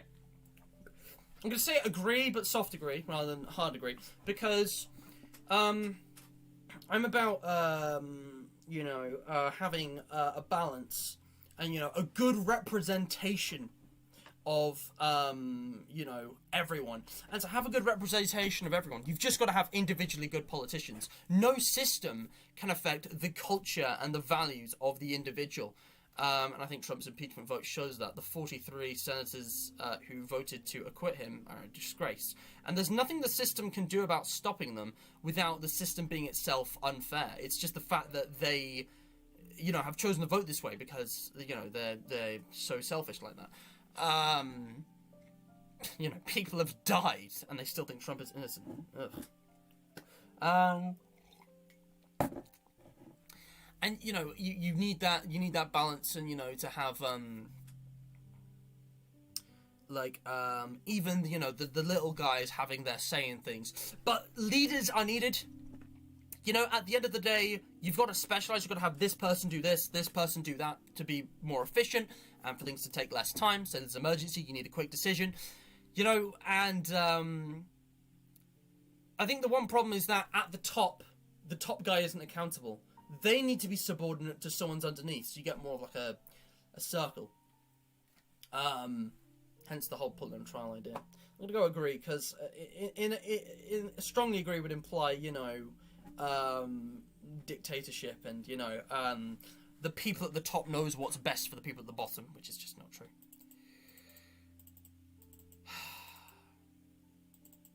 See, this is a problem, isn't it? Because if you're not following the majority, that's anti-democratic. And that's bad, because now you're excluding people, the most people, from decisions that will affect them. But as we know, most people are stupid, and the masses can, you know, vote for things which are bad for them. They, you know, what the thing from earlier? It's like, you know, they're just, you can't trust the common populace until we've got, you know, better education. So there are both. It's a choice of the lesser evil here. Both choices are evil, no doubt about it. But if people were educated properly, we wouldn't have this. But that's an ideal. Let's be real here. The government's obliged to follow the majority opinion. It has to. But if it's wrong, it shouldn't. This is why I'm unsure on this one. I think Brexit's a really good example. Brexit's wrong. You know, that's my opinion. Brexit's wrong, but it is what most people voted for, democratically, as a fact. It's not that, you know, it's the will of the minority. There are actually a majority of people who want to leave the EU, despite how self-destructive that is. So I'm going to go neutral and sure on that one. Can't say. The stronger the leadership, the better. Absolutely. Strong leadership is good. And let's be clear here. Strong leadership is not flouting about some, you know, macho, show-offy, you know, Trumpist, you know, this and that, and, you know, declaring falsehoods. No. Strong leadership is understanding. It's like a king who has been a slave. It is understanding everyone's point of view. It is understanding what is best for people without, you know, taking away their liberties, and finding the proper balance in the correct situation. And also, you know, being able to persuade and convince people, and being able to, you know, collaborate with people and work with people. You know, a strong leader is just, you know, it's easier said than done, but it's essential for a functioning society. Democracy is more than a decision-making process. Democracy is a political system where people vote or have representatives on their behalf vote on decisions. So no, it is just a decision-making process. Pretty sure. That's what all the politics is. It's about deciding what we do with society and the economy. It's just a decision-making process. If you really boil it down, that's actually really clever. I've just realised that. That's amazing. That's such a clever way of thinking about it. How have I never thought that before? Environmental regulations are essential. Strongly agree. A better world will come from automation, science, and technology. Yeah, it will. No doubt about it. There is the problem of employment. More automation means less employment. And the solution to this is a social welfare system, or should I say an economic welfare system, where everyone receives a base income if they don't have a job, which is paid via taxes. You got to increase taxes to do that? Do it. Fine. Tax the rich more so that there's a more, you know, equal distribution of wealth. And that way you could have a state where people will be earning enough from, you know, the state funds, investment in, you know, consumers, that they will be able to go out there and, you know, afford all of the things they need to survive, and maybe buy a few extra things too to keep the, you know, the free market moving. And I think that's the only reasonable solution to increasing automation, because automation is going to make the economy more efficient, but it comes at the cost of employment. And science and technology is all linked to that. I think even if you disagree with progressing science and technology, it's inevitable. Humanity is curious. It is inevitable, which means we have to have the implementation, because I think Sweden has this. It's just a base income, like £11,000 a year, so that people can survive without having to have a job. So you can be unemployed, but you don't have to be homeless, and you can, you know. And you know, there's also dependency on other people. So if you're a child of someone, so yeah, ultimately I think I strongly agree, but it kind of depends on that policy. So maybe I should just go agree. Children should be educated in religious traditional values. No, children should be allowed to... They should be educated in them, actually. They should be educated in them, but furthermore, they should be educated of their everything else and be allowed to decide on, you know, what they believe and what they don't believe. And I know, from a face value, I should be saying strongly agree here, because knowledge is power. But the implication is indoctrination, which is why I'm putting strongly disagree. Traditions are of no value on their own. Traditions are of no value, full stop. You know what tradition is? Tradition is, you know, sacrificing people to a sun god, you know? Okay, I'm exaggerating. Tradition is doing things for no purpose. Tradition is voting for a party that doesn't represent your interests. Tradition is... what am I against that's traditional? Tradition is being afraid of the future and being afraid of what's ahead and being afraid of change. And that's okay, but tradition is acting on that fear. Traditions are of no value. Wait. I picked the wrong one. Religion should play a role in government. Absolutely not. Get your hokey-pokey made-up fantasies out of here. You know, religion can be like a social force, sure, but in actual policy making, I don't want this all-powerful entity that there is no actual definitive proof of their existence to play any kind of role. That's silly. Churches should be taxed the same way other institutions are taxed. I guess? There's no reason for them not to be, right? I mean, churches... Where do churches earn their money from? How do churches fit into the economy? Yeah, what keeps... Churches must be paid for by the government, because I don't see how they earn money. Do you pay to use a church? What are you using a church for? I'm going to say strongly agree, because I just don't see why not. Why, you know, nobody should be exempt from taxation, right? Because taxation's for the greater good. It should be... You know, it should, assuming the government isn't, you know, a selfish bunch of elitist pricks, you know, should be used for, you know, to pay back everyone more equally and, you know, distribute wealth in a way that, you know, keeps the economy afloat and, you know, meets basic, you know, like, necessities for every human being. Like, why wouldn't you tax a church? I'm really not sure. I'm going to say strongly agree. I hope I don't regret that. Hour and 16 minutes from we're over the halfway point. Okay, that's good. We've got 21 questions left to go. I think we can make it in less than 2 hours. Chat is so late, lol. Yeah. Well, there's a delay. What I'm saying now, what I'm seeing in chat, you guys are seeing me about 30 seconds in the past. It's not even real time. It might be more than that, depending on my connection. And I'm sorry, but it's the best I can do. So question 49. Climate change is currently one of the greatest threats to our way of life. Absolutely. The evidence is all around you. Look outside. Dust storms in the United Kingdom. No snow for about 10 years before it suddenly comes back. The floods. And that's just my country. Never mind the ones near the equator, you know. Climate change is everywhere, and it is a huge threat to everyone's way of life. Except the super rich who can afford to just get it out of the way. Even then, nature doesn't discriminate. It is important that we work as a united world to combat climate change. We have to work together, or it's not going to happen. If we don't work together to combat climate change, it's game over for our race, and we are going to die. We are going to die a slow, painful death from poisoning, lack of food, lack of clean air. You know, we're not going to evolve in time. And even if we did, what a life that would be. Filth. Yeah, strongly agree. Society was better many years ago than it is now. Despite everything I have to critique about modern society, from an objective point of progression, we are at the best point in humanity ever. And we always have been, by default, because, you know, we are doing things which are moving on. I suppose there might have been points in humanity where we kind of receded.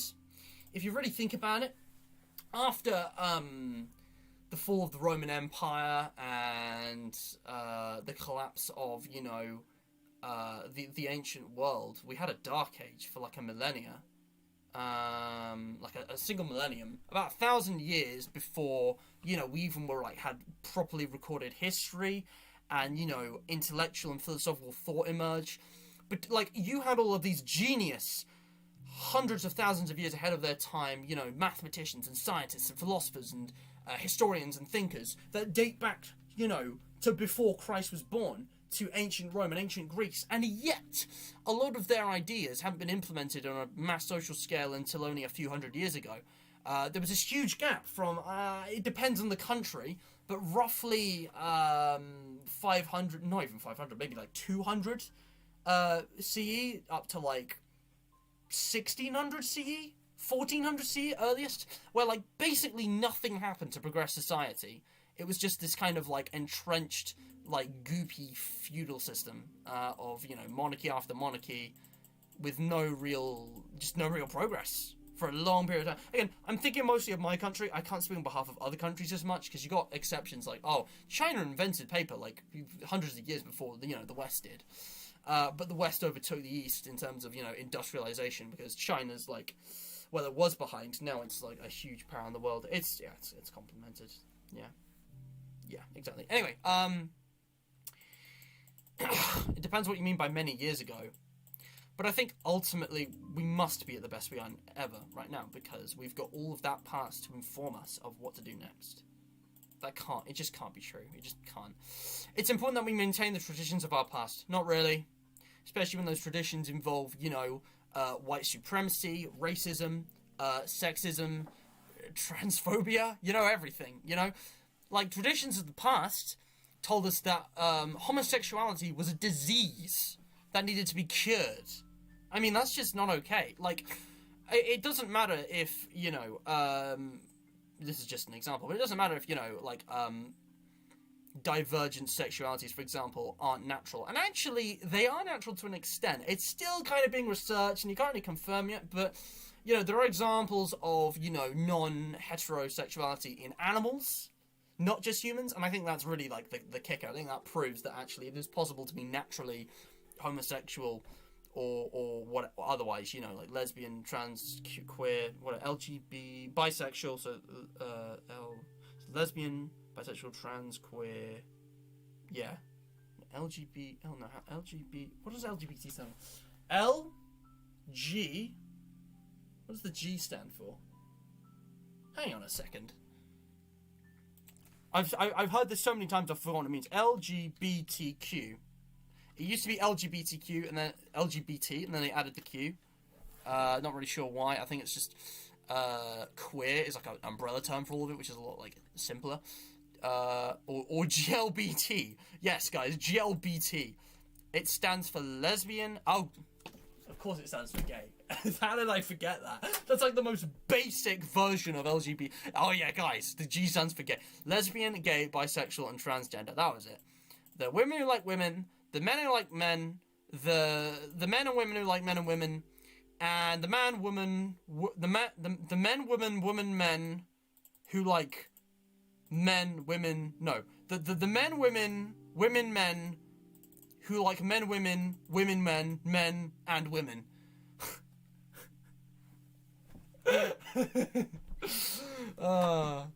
Anyways, oh, and the quiz. The rule quiz. No, I'm against tradition. I just think tradition's kind of cringe. It is important that we think the long term beyond our lifespans. Absolutely. I personally have no interests of having children, and I don't want to bear the burden of like having to, make life good for people beyond my time. Personally, individually. But even if you're like me and you don't have children, you want to see grow up and succeed beyond your death, in the wider sense, we're all in this together. We are all one species, and we need to unite because we're destroying ourselves and we're destroying the planet. And, people who are selfish and can't see outside themselves are, a detriment to us. Because at the end of the day, we all have really, really deep basic things in common. And there's no reason to treat each other as any lesser than ourselves. So yeah, strongly agree. Reason is more important than maintaining our culture. If tradition is unreasonable, go away. Tradition isn't necessarily harmful, but it's just dumb. I don't like it. Like, yeah. I listen to logic and facts, guys. I destroy liberals with logic and facts.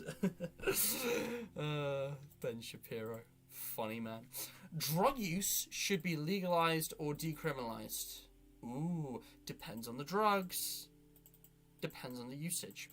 I believe that there is a case to be made that in the United Kingdom and other countries, that marijuana, aka weed, should be legalized for professional medical use, for, helping, as a medicine, to help people with anxiety and stress disorders, and, in a licensed way. It should be licensed. In fact, all drugs, even the super nasty, crazy ones that could, 50-50 kill you upon instantaneous,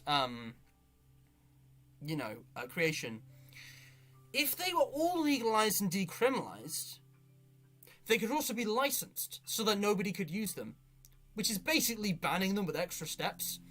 So I'm actually pro for this, because the problem is, if you criminalize drugs, criminals can make loads of money from them. And unless you've got a really tight police force that is basically, stamping people's civil liberties with its surveillance, you're not going to stop them. Because the black market's inevitable. The capitalism is inherent in like human genealogy. It is in our DNA to have competition and to have it's in our logic to buy what is cheapest, to buy what is the best quality. It's just ingrained. It just makes sense. This is why capitalism has succeeded, because even to the dumbest humans, it just makes sense. So I think it would be possible for someone to agree and say, yeah, legalize them. I want my drugs for recreational uses, even though they could kill me. That's not okay. I don't agree with that. But I do agree that they should be legalized and decriminalized in addition to being licensed and banned appropriately. If banning can be, if that doesn't contradict. But I think they should be licensed in the way that I've said. Not for recreational use, ever, but for medical use. So I'm going to go soft agree. I don't know. Same-sex marriage should be legal. I mean, why not? Like, okay, so, they're the same sex. They can't biologically have children. Who cares? You think that's weird? Does that make you uncomfortable? I mean, if I saw two men kissing, that would make me uncomfortable. Not because it's two men, not because it's gay, but just because they're kissing. I would feel uncomfortable if I saw a man and a woman kissing, because it's like, oh, that's a intense, emotional, romantic, private moment, alright? If you're feeling uncomfortable in only one of those situations, you are homophobic. Or heterophobic? Is that a thing? But yeah, why? There's just no reason for it not to be. There's just no reason for it not to be. No cultures are superior to others. No cultures are superior to others. I want to say strongly agree. But there are cultures that, embrace and rejoice in cannibalism and, traditional misogynistic, social structures, and societies that are savage from a point of view. Actually, yes, in the traditional way. I can't think of an example. I'll be honest. I can't think of an example. But there are some people who lack culture. There are still cultures on Earth who are like islands. They haven't... Also, how long has this song been going on? The song is like 22 minutes. I've just realized Ambient lasts 22 minutes. My goodness. I should really take that one off the place. It's too long. But I've realized that, there are cultures, islands, that are still hunter-gatherers in the 21st century today, that are completely isolated from the rest of the world. They haven't even invented agriculture. And it's really hard to say that they're not inferior to everyone else. They don't have any political structure, they don't have, sustainable food source, they don't have, culture, they don't have intellectual, they have writing. If a culture doesn't even have any writing, like the Huns, can you really say that they're, not inferior to all the ones that have had scripture and writing? I mean, it depends on your definition of what makes a good culture. And I wouldn't take this so far as to say, oh yes, European supremacy, we were right to colonize and invade Africa and, enslave all people of color so that we could get more ivory and silk. No, that's immoral. That's disgusting. That is a stain on all of those countries. But, there are cultures, if you can even call them that, which, don't have any culture. If that makes sense. Cultures that are they have no literature, they have no politics, they have no history, they have no social structure, that are really, really, they're just not advanced at all. So primitive that, it's hard to say, no, we're all equal. We're all equal as human beings, biologically.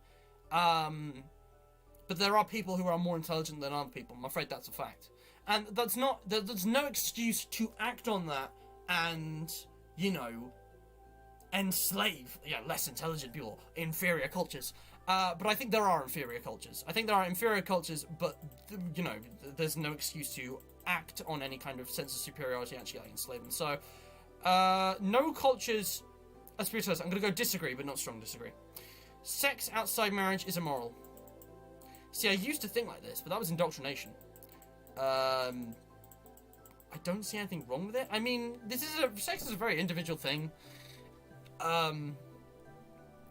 If you're cheating on your partner, you know, you're not married yet, that's kind of disgusting, actually, and, you know, you've got issues. But, like, if two consenting adults have sex despite not being married, there's not really a problem with that. And all of, like, the exceptions to this where, oh, it would be immoral if they were cheating on someone applies exactly the same whether they were married or not. The marriage doesn't really make a difference. Marriage is just like a rite of passage. It's mostly a religious thing that actually objectifies women. So I have to go strongly disagree. I don't think there's anything immoral specifically about sex outside marriage. I think sex... I mean, to be fair, right? It's all about consent. If it's consenting, it's good. If it's not, it's bad. Yeah, it's rape. Like, I think that's about as far as it goes. It's not complicated. If we accept migrants at all, it's important that they assimilate into our culture. No, I think it's important that we assimilate into their culture and that we can proudly produce a multicultural society.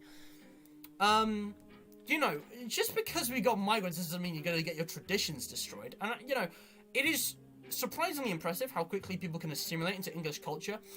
You can look at the demographics of, like, you know, the UK and the USA and see a lot of people... You know, if it weren't for their voices and actions, think, hang on, you look like you're from Africa or Spain. And it's like, no, these people were born and bred English. Because, you know, their parents immigrated and they've actually assimilated into the culture pretty well. And even on the first time, you know, depending, you can kind of assimilate. I don't think you can fully assimilate into a culture within one generation because you weren't born there. But, yeah, it depends. I think the other way around. I think you got to respect other cultures coming to yours, and it's like, you know, obviously, if you are in England, you must abide by the laws of England, even if you've come from a country where the laws are different. Like, if you break the laws in England, there's no excuse. There's no excuse. You've broken our laws while in our country, jail time, alright? But this isn't about law. This is about culture. I think they should assimilate into our culture a bit. I think they should... understand and appreciate the culture of the place they're in. You know, that's like me spending 10 years in France and not learning French. That's just rude. Because, like, I can make so many people's lives easier if I just learned French, even though I suck at learning French. And as much as I would love to, I'm really bad, and that's probably never going to happen. I'm sorry, guys. I'm just really bad at languages. But only, it's, you know, I wouldn't take it to either extreme. I think there has to be a balance and understand that we are living in a globalized, multicultural world where other cultures have come and invaded our countries, but it's not a bad thing. It's not a bad thing at all. And if any of the traditions that anyone's promoting are toxic, they need to be stamped out by a common consensus. By, you know, progressive individuals, I guess. I don't know. So, if we accept migrants at all, which we do, it is important that they assimilate into our culture. Yes and no. So I'm going to go agree. Abortion should be prohibited in most or all cases. Absolutely fucking not. There is no excuse, alright? I tell you what, guys. Call me immoral, but abortion is not murder, even if it's in its later stages. That thing growing inside the woman isn't alive. Or maybe it is. It depends. You can't really draw a line whether it's alive or dead. It hasn't been born yet. But regardless, embryo... what's the other one? Embryo, fetus... It is the woman's choice. It is the mother's choice on whether she wants to give birth to another human being. Because that's a huge deal. That's a huge deal. It should absolutely be their choice. It's their bloody body. And if you have men telling a woman, no, we can't give you this, like, contraception, because, you know, we're not going to abort you because, you know, you might change your mind. You know, it's a mother's duty. Fuck off. That is misogynistic. And you know, it's just like, how can you be pro-life when humanity is on the verge of an overpopulation crisis? The number of humans in existence is already too much for the world resources to be stable with. And you want more? What the hell is wrong with you? Anyway, gun ownership should be prohibited for those without a valid reason. Absolutely. Gun ownership scares me. The idea that you can go into a supermarket and you can get, you can buy your Kellogg's, your Crunchy Nut, your Weetabix, your Shreddies for your kids. You know, you can go buy like a new computer at the store. You know, you can go, buy a new desk and chair, and there, you can get an AK-15 to go along just in case your neighbors get a bit rowdy.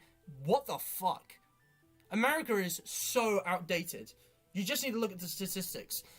By and large, more than any other country, in at least Europe, their gun laws have meant that there are so many more deaths every year, hundreds and hundreds of deaths due to gun violence, school shootings, where there are 0 in the UK.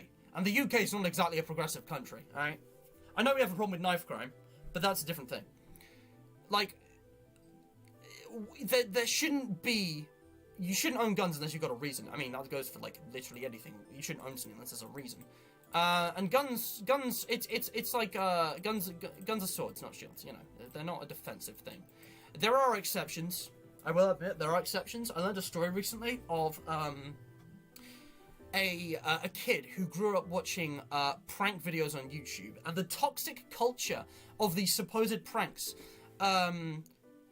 was to, create these like horrific situations and threaten people with death just to be like, oh, actually no, it was a prank the whole time. Now, these were staged, they were all fake, obviously, but the kid watching didn't know that. So he thought it would be hilarious if him and his buddy put on masks and charged a family, children and parents, like a little girl, her dad, the wife, I think it was a boy as well, and, from all appearances and all knowledge, take the image of someone who is about to commit a murder. Just charge him with a gun or a knife or something. So in that situation, the father pulled out his gun and shot the guy dead. Which was actually the right thing to do.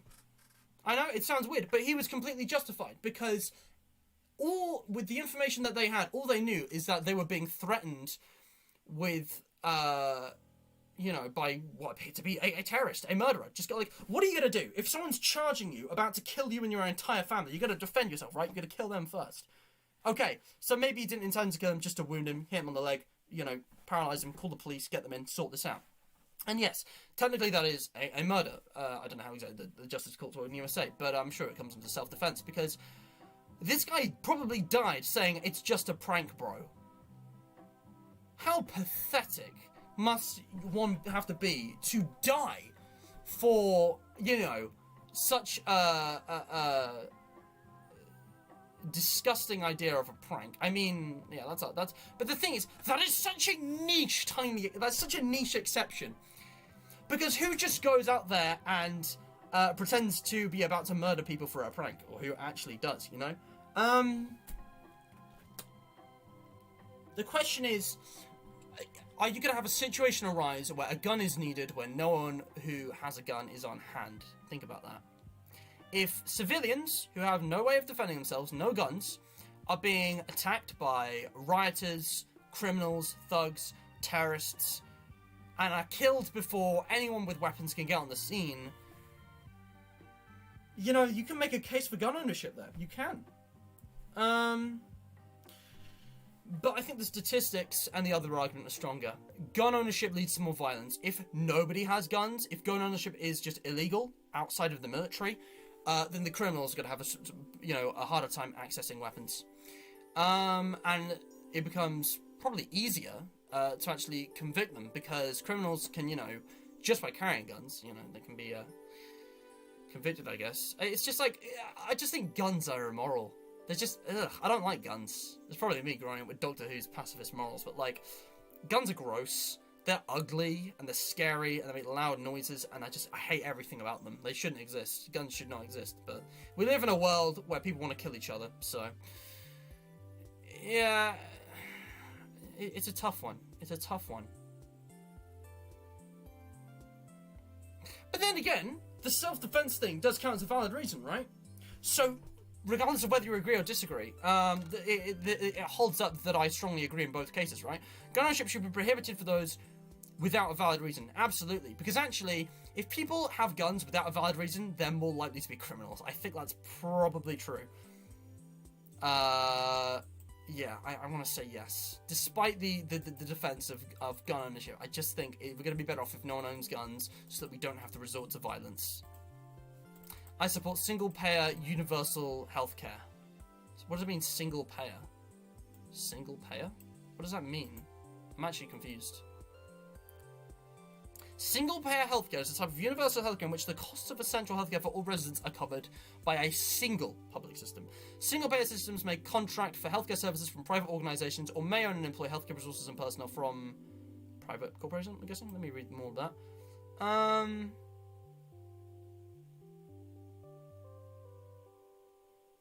A single public authority, not a private authority, nor a mix of both. Yes, this is exactly what I've been advocating. Universal healthcare paid for by taxes and the government. Prostitution should be illegal. Now, this is an interesting question. Because, I mean, personally, prostitution disgusts me. Like, the fact that people would sell their own body and risk sexually transmitted diseases, objectification, just to earn money. And in most cases, prostitution is done by slaves, by women who have no control over their own lives, and who are being forcibly put to work. However, what do you do when it comes to people who are willingly working as prostitutes, who want to be prostitutes? I don't know who would want to be a prostitute. The whole idea is just kind of gross, because it takes sex, which is probably one of like the most... probably one of the most revered and universally enjoyed things, because, you know, it's obviously natural to human reproduction, but I mean, it's also just fun. I think most human beings agree on that, humans with feeling. It's the most intimate action you can make with your partner, but then to reduce that to a commodity, that's what disgusts me, as well as the physical, oh, you're doing this with all of these different people and not just one?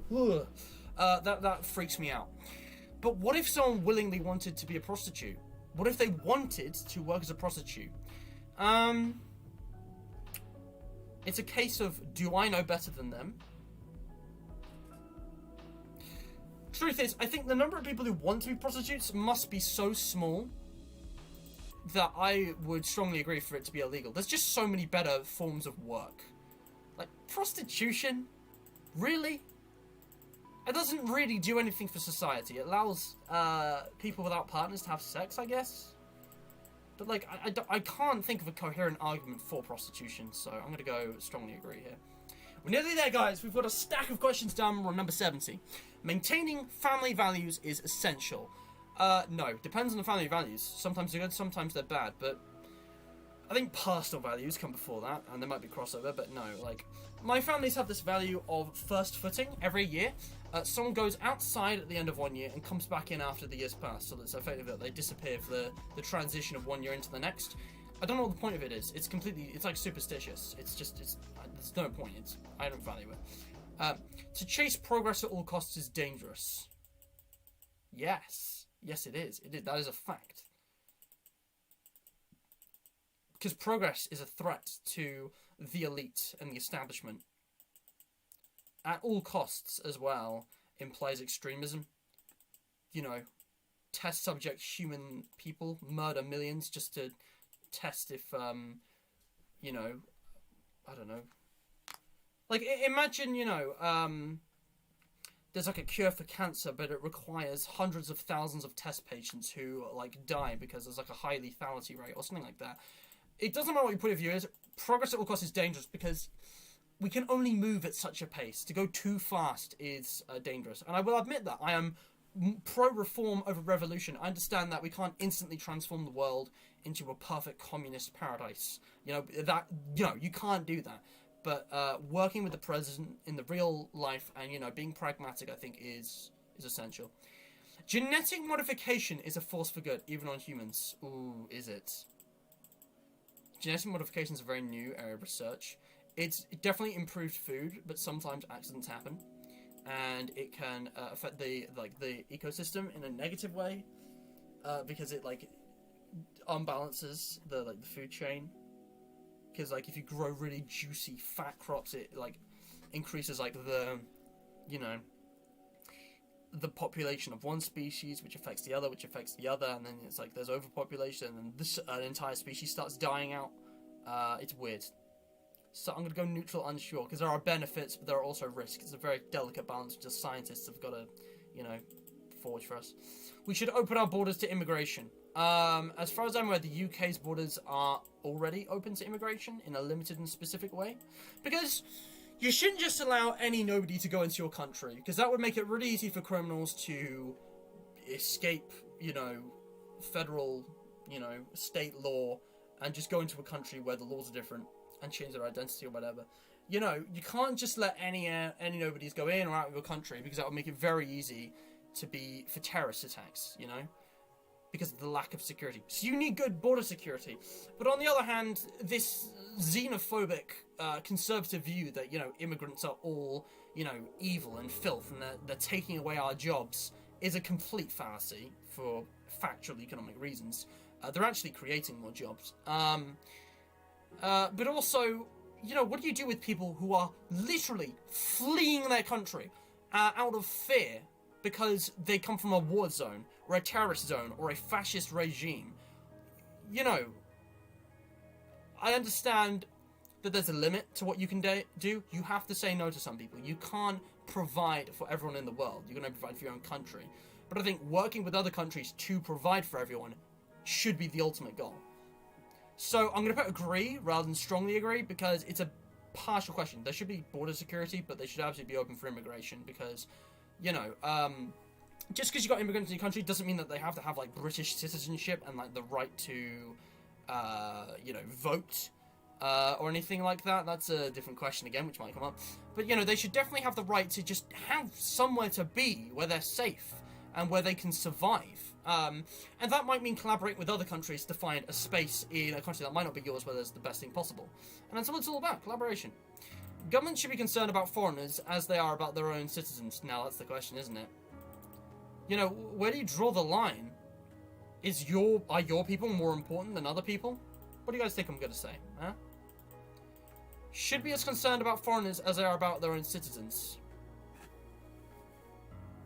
Yeah, it's like risk over reward, yeah. Exactly. Yeah. Exactly, DJ. It's about that security, that kind of baseline. Are they, legit?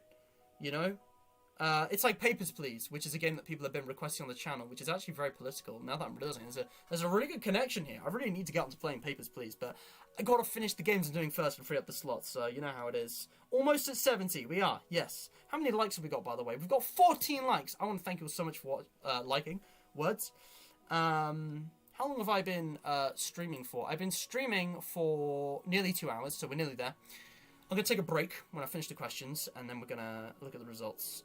So the government should be concerned about foreigners as much as they are about their own citizens. I strongly agree with this. I think foreigners and your own citizens are both equally human. All right.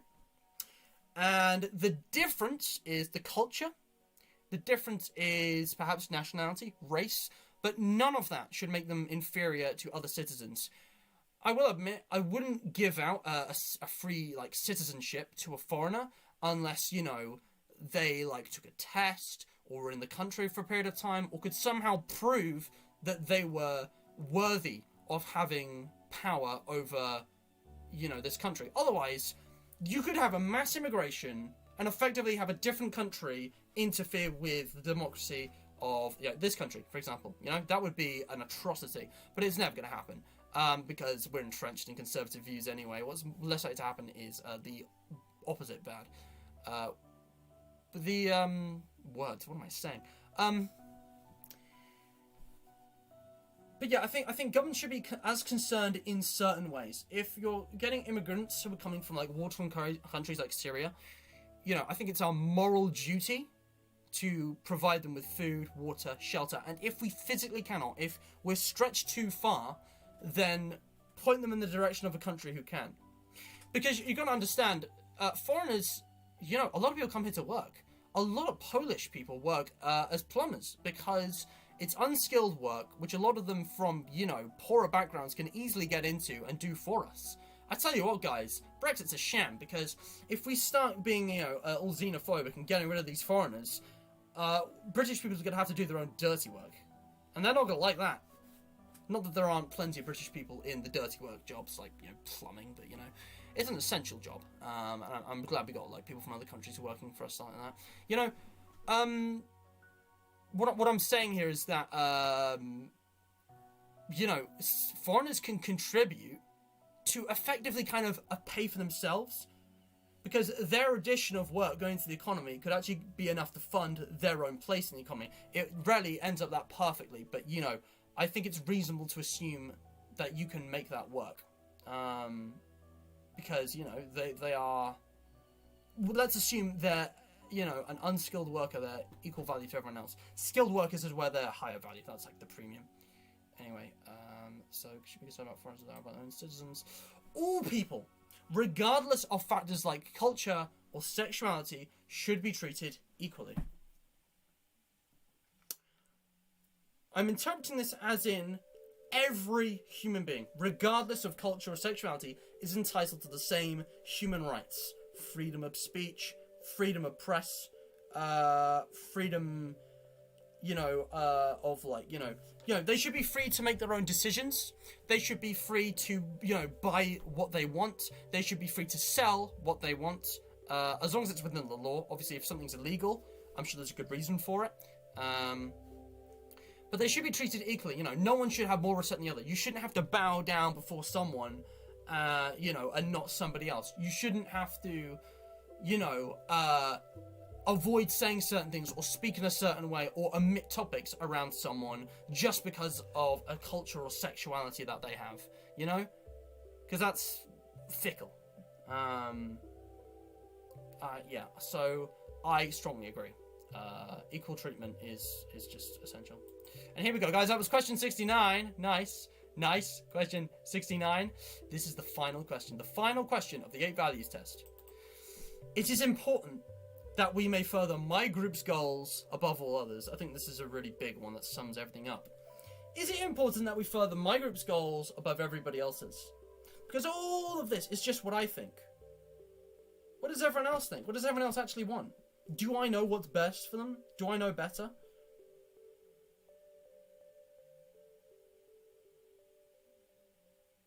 I'm going to pause the music. And I will be right back to answer this question. In fact, no, I'm going to answer the question now, and I'll be right back to look at the results.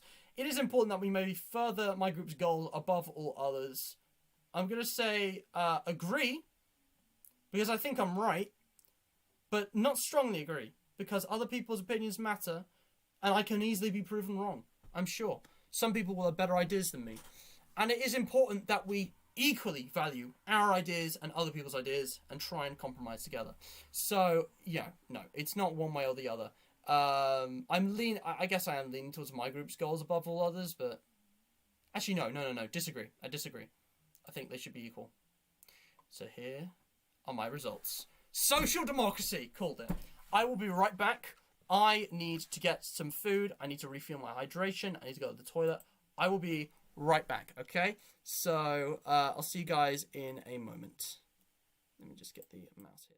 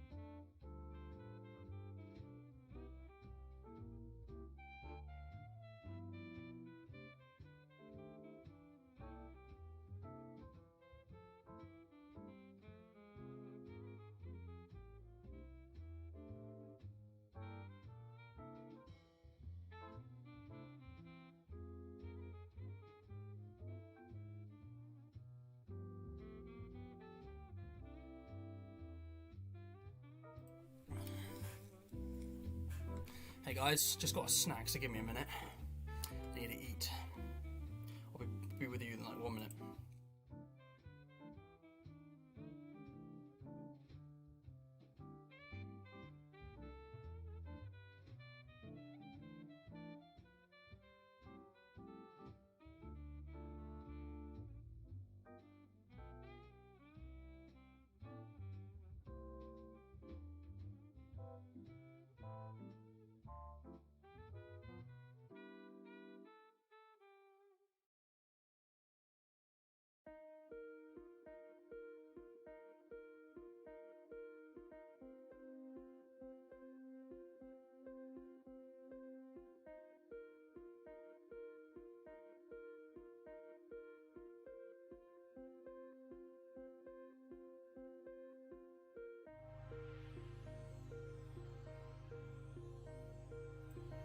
Alright, hello.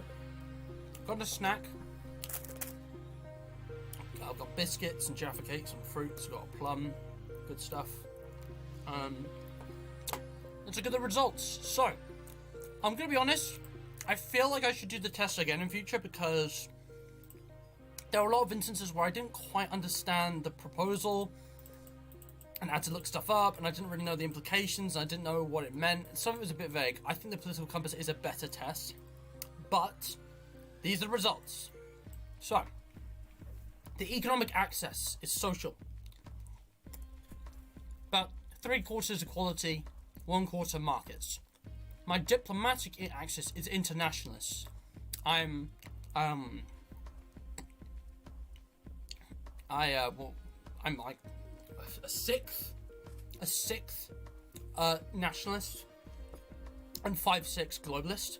My civil axis is moderate. I'm just over halfway libertarian, but my authoritarian side is about, just over 4 out of 10, 2/5.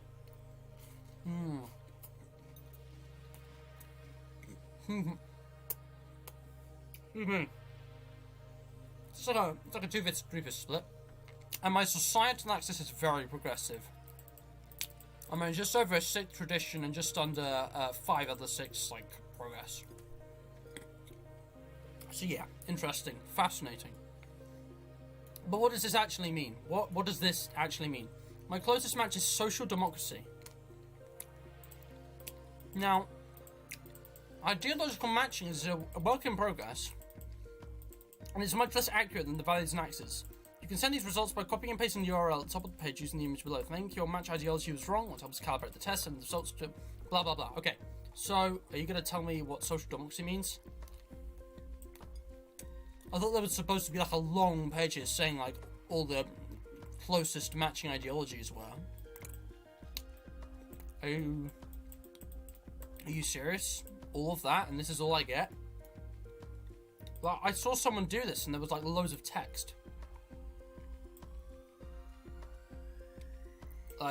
What? Guys, that's it. That's all there is. I'm not gonna lie, I'm a little peeved. I thought there'd be more to it. I can use this though.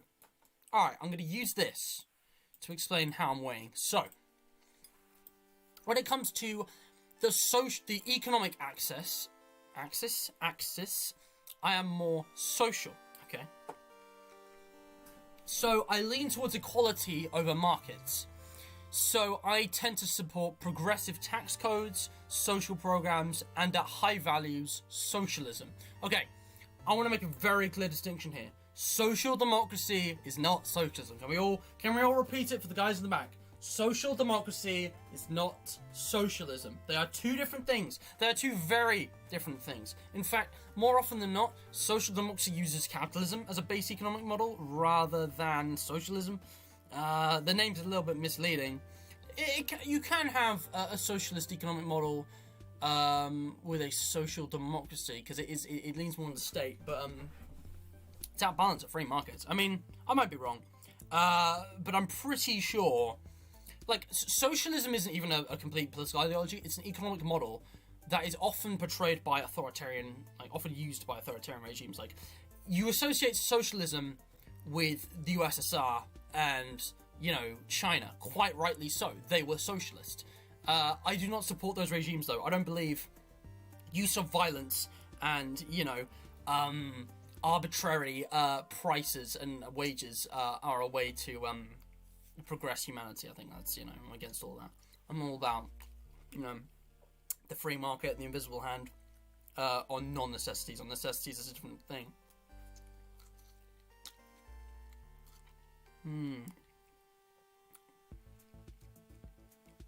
Thing is, when it comes to necessities, it's not that they would be nationalized, but I wouldn't like arbitrarily like set prices and stuff. I'd still follow like, you know, rough, you know, economic models, just so that they are affordable. I guess I wouldn't like overprice them even if the demand like put it that high. I guess I don't know. But yeah, I tend not to support lower taxes, privatization, deregulation, and laissez-faire capitalism. What's laissez-faire? Sorry, my fingers are all wet with the plum. What is it? What's laissez-faire capitalism? I know what capitalism is. Is this like a variant? Is this like a French thing?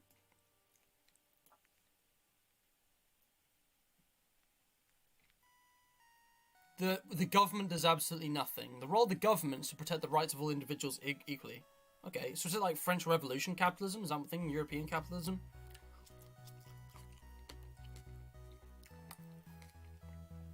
I think that's what it's saying.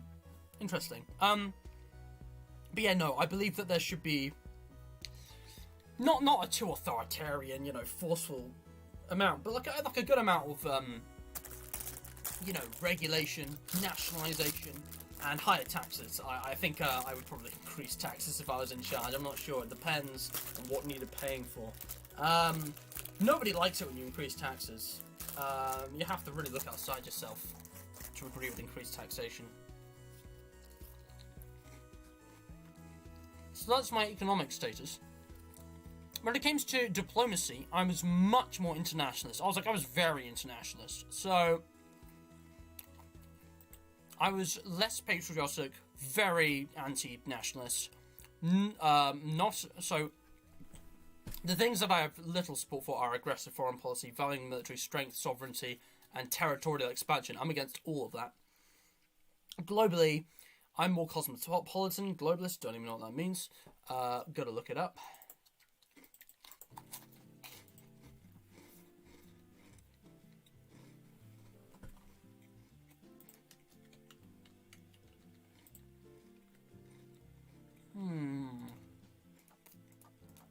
So, when it says that I'm cosmopolitan, it means that it's the idea that all human beings are, or could or should be, members of a single community. Containing or having experience of people and things from many different parts of the world. Having wide international sophistication.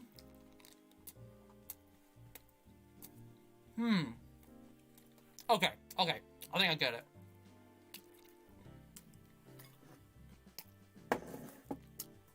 Being cosmopolitan means like supporting that idea of togetherness that I kept going on about before. I'm absolutely cosmopolitan. I'm very cosmopolitan. Pertinent or common to the whole world. See, I'm not a sociologist or psychologist, but I'm not sure if I'm too cosmopolitan now. Because, like, are there people that cannot be reasoned with? Or, like, is everyone... You know, is it really fair to say that we're all human? Or are there people who are just in a different reality, you know? I'm not sure. I'd like to think I could reason with anyone, but, you know, maybe that's a bit too idealistic.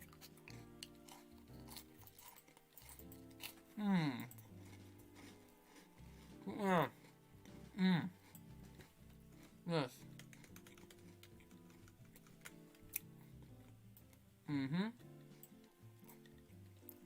You seeing this? Yeah. So, I strongly support peaceful foreign policy, diplomacy, cooperation, integration, and at high values, a world government. You know, I'm honestly surprised that there's actually, I don't know what part of nationalism there is, and I'm surprised it's not actually like 90-something%. Because honestly, I literally proposed a world government. I literally proposed that would be a good idea.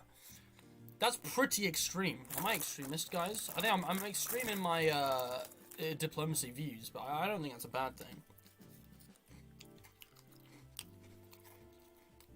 If you're worried about me being a threat to the stability of the nation, don't, because even if I did get into politics, as I said before, I completely understand that reform is a slow process, and that there's a lot of small steps to take before, jumping to a world government. Okay, so the civil or state axis is moderate.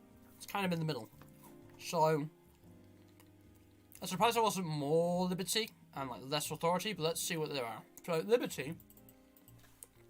So liberal people believe in the yellow is more strong civil liberties. They tend to support democracy, oppose state intervention in personal lives. That's weird, because I support democracy and support state intervention in personal lives quite a lot, both. I think the state does. There are lots of things the state doesn't need to intervene in, but the state obviously needs to intervene with enforcing the law,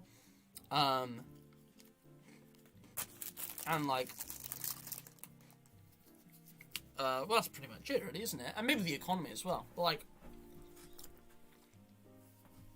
I don't know. But it's just civil, not economic liberties. So, I'm relatively democratic, but I'm kind of in the middle on this, because this is a significant portion which is authoritarian, which is not what I was expecting. Those with high authority believe in strong state power. They tend to support state intervention in personal lives, government surveillance, and at high values, censorship or autocracy.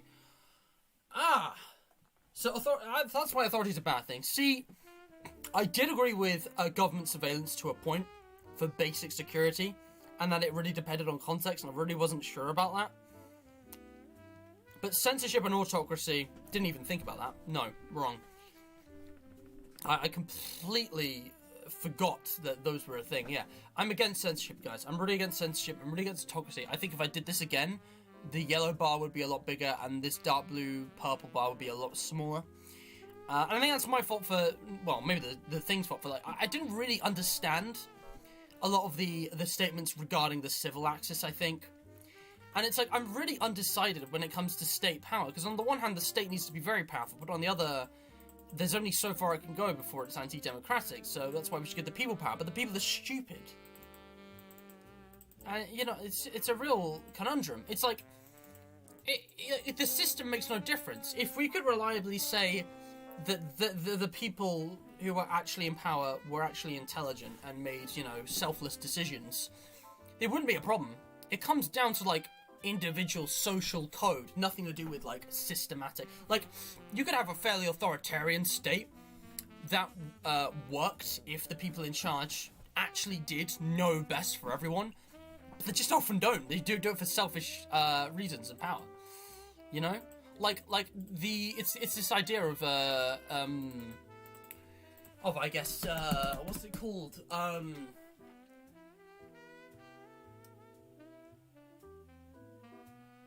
Like the friendly dictator, the generous, autocrat, like an autocrat who actually treats his subjects well. It's a bit of a weird idea, but this is why we need good leadership. So, oddly enough, I can see an authoritarian version of my idea of government actually working, but it all depends on integrity of character of the people at the top, which is just... experience has told me to lean much more on democracy and liberty, because authority just doesn't work. Look at history, it just doesn't work. So, yeah. It's all very well for me to say, oh yeah, but if I was in charge, I know what's best, but then, probably screws me up. What about society? So science axis is very progressive. Tradition, it doesn't even say the percentage because it's that low. But my tradition was low. Why doesn't it could you at least shrink the text with displays? You can subtract that from 100 and work it out. But yeah, 81.4% progress. That's less than 20% for tradition. So those with high tradition scores believe in traditional values. I'm against traditional values. I don't believe in strict adherence to moral code. Usually religious. Support the status quo. The status quo anti. I don't know what the status quo anti is. But yeah, I'm against all that. Religion, status quo, not a fan. Pre-war status quo. Yeah, that was a big thing after the First World War. But I'm very strongly for progress. So those are higher progressives believe in social change, rationality. They're usually secular and atheists, definitely me. Support environmental action and scientific or technological research. Literally everything in that progress banner is saying. I don't know how I got any tradition score, to be honest. But what I'm actually going to do is save this picture as my 8 values. Because I think I'm going to be honest, this isn't as good as the political compass in my opinion. But it's still pretty useful. It's pretty useful for getting an indication of what my social values are. And I think social democracy is an accurate definition of my political ideology. I think political compass would agree that I'm a social democrat at heart. I think anyone who with a deep understanding of politics, and it could be contested like, oh, maybe I'm a little bit more just, pure democracy or a little bit more socialist, I don't know, but whatever's like adjacent to it in like the spectrum, but yeah, those are my 8 values, guys. You see them there. Equality, world, liberty, and progress is what I'm all about. A little bit of authority, but I think that's just because I didn't really understand the questions. I think that liberty bar should be bigger. But I think everything else is pretty spot on. Tradition, nation, and markets. Maybe not such markets. I've got to say, it's kind of concerning, because, guys, equality is the red one. You know what this means. The equality economics that I'm supporting is not dissimilar to that of the totalitarian states of Russia, China, Germany. Well, actually, no, not Germany. Wasn't Hitler's economy kind of capitalist? I'm actually not sure. What I'm saying is that I think my economics should be more market-driven. I'm not sure why. Something's telling me that, like, my ideas of economies are broken.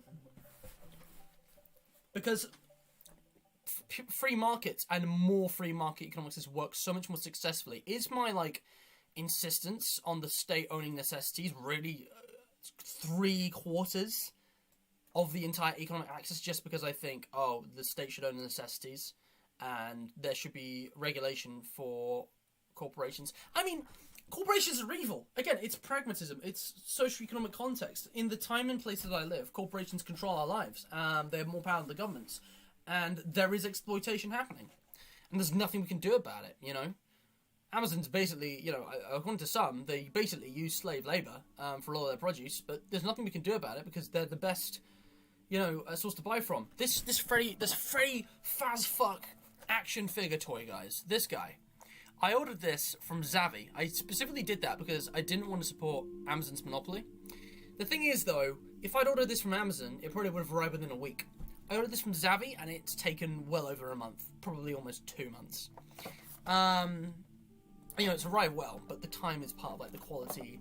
Check for that. Like, what do you, this arriving later, that's a poorer service, right? But they're not as rich. They don't have the same infrastructure as Amazon. And it's like kind of balance. It's like, would you deliberately buy worse stuff just to keep competition in the market?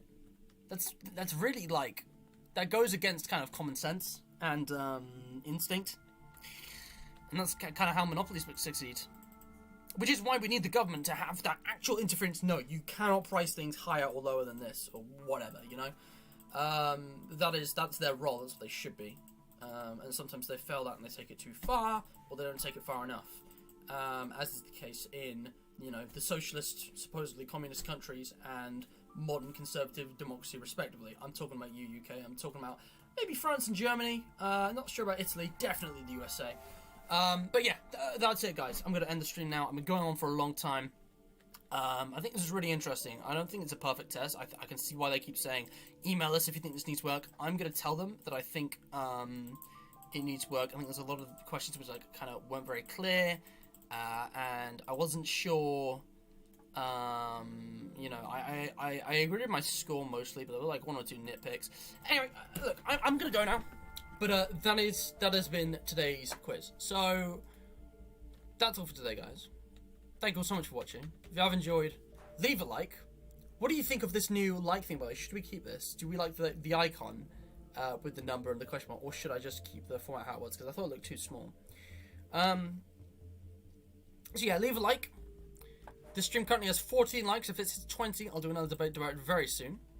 The next debate direct planned, honestly, guys, I'm just going to show you. These are my streams planned for the next couple of days. This is the title of the next debate direct, and it is going to be happening at 4 p.m. on 17th of February, alright? Which is going to be next Wednesday. So 4 p.m. next Wednesday, GMT, if you want to join, you can be in this debate direct. And, you know, I'm gonna be having like a group discussion today. Well, no one's had a submission for the QOTD DJ in response to that. I asked which is better, 8Values or Political Compass, but no one's submitted anything, so I guess not. But I'm going to do the charity shout out as always. I was meant to do that after the break, I forgot. But yeah, chat's been a bit dead, to be honest. That's a shame. But yeah, the today's charity shout out I'm going to give to... No, I did that one, didn't I? MBAF. I'm pretty sure MBAF's next on the list. I might have skipped one or two. I'm really sorry. But I'm going to keep going through the list so they get equal exposure from now on. Yeah, so the MBAF is the National Black Arts Festival. Wouldn't that just be NBA? Wait, I'm really confused. I haven't been on this page in a long time. But I remember when I was looking at Black Lives Matter movement stuff, this is one of the recommended charities. Basically, here we go. This is much better. The MBAF is more of an organisation. It's more an association. They are a non-profit organisation. I can pause the video. That's pretty fun.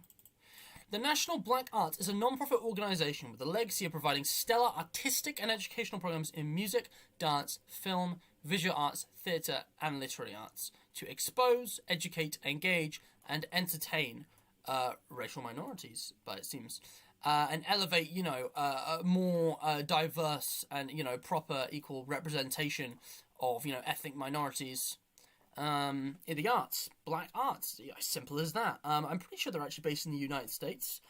But if you want to donate to support their work, you can. They do all kinds of like performances and artistic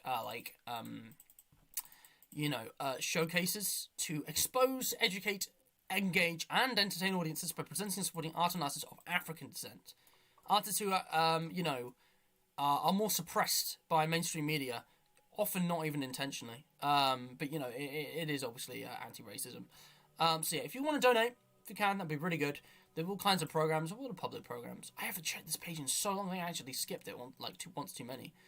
But like they've got loads of projects going on, and youth programs. So if you are, I don't know, a person of colour, or if you know people of colour, I'm telling them to check this out. Maybe they can get involved. That'd be really cool. The link is in the description.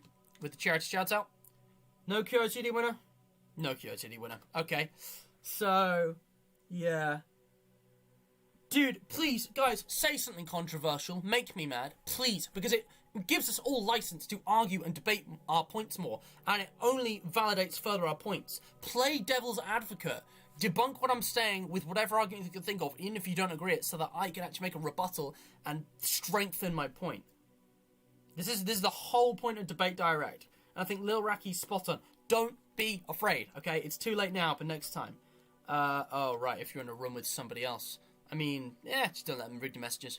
But look, guys, if you want to comment something, if you want to, you know, argue that I'm wrong about something, or agree with something, or whatever, I'd love to know. Like, even if I think you're a monster and I disagree with you, it would be great to have the debate. So please, in the description, I mean, in the comments, comment if you want. But if you have enjoyed, leave a like. 20 likes, I'll do more debate direct tomorrow. Don't think it's going to happen, but we've got a lot. I very much appreciate it. Subscribe and hit the bell for notifications. Share this with your friends. Keep the community growing. We've hit over 400 subscribers. When I hit 500 subscribers, I'm going to do something special.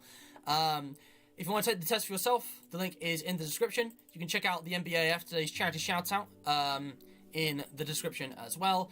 If you want to support my business, you can check out my Fiverr. I do video editing and thumbnail editing for a reasonable price. There's also my social media pages if you want notifications that are better and more accurate than YouTube's from my hand. Or just, you know, extra bonus community fan content such as the Discord and the Instagram.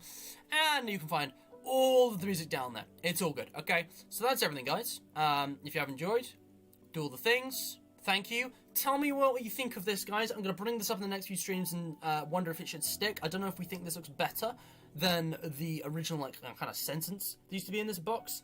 Ooh, hot take. Lil Raki says that retard isn't a slur. And you know what's funny? Your comment was automatically held for review by YouTube, and I had to approve it to allow it to show for everyone else. I think that answers the question. So, anyways, nice try, but come on, you can't just say something which is just immoral. You gotta actually like argue something which has a logical path. Look, I grew up calling things retarded and gay. Okay, I did. I will openly admit. I was like, the tradition of my family was like, oh yeah, it's not actually offensive. It's just like, if something stupid, you call it retarded. If it's if it's cringe, it's gay. And then I met my girlfriend. I was like, wait, you're right. These are slurs. I can't say that. And I'm really glad that I progressed beyond my old mindset, because I was a kid. I didn't know the implications, but no, retard is absolutely a slur, and you shouldn't say it. I said it for educational reasons. All right, don't cancel me. Big Mouth is late. That's a shame. Oh well. Happy Valentine's Day. I'm going now, guys. Stay hydrated. I'll see you soon. Stay hydrated.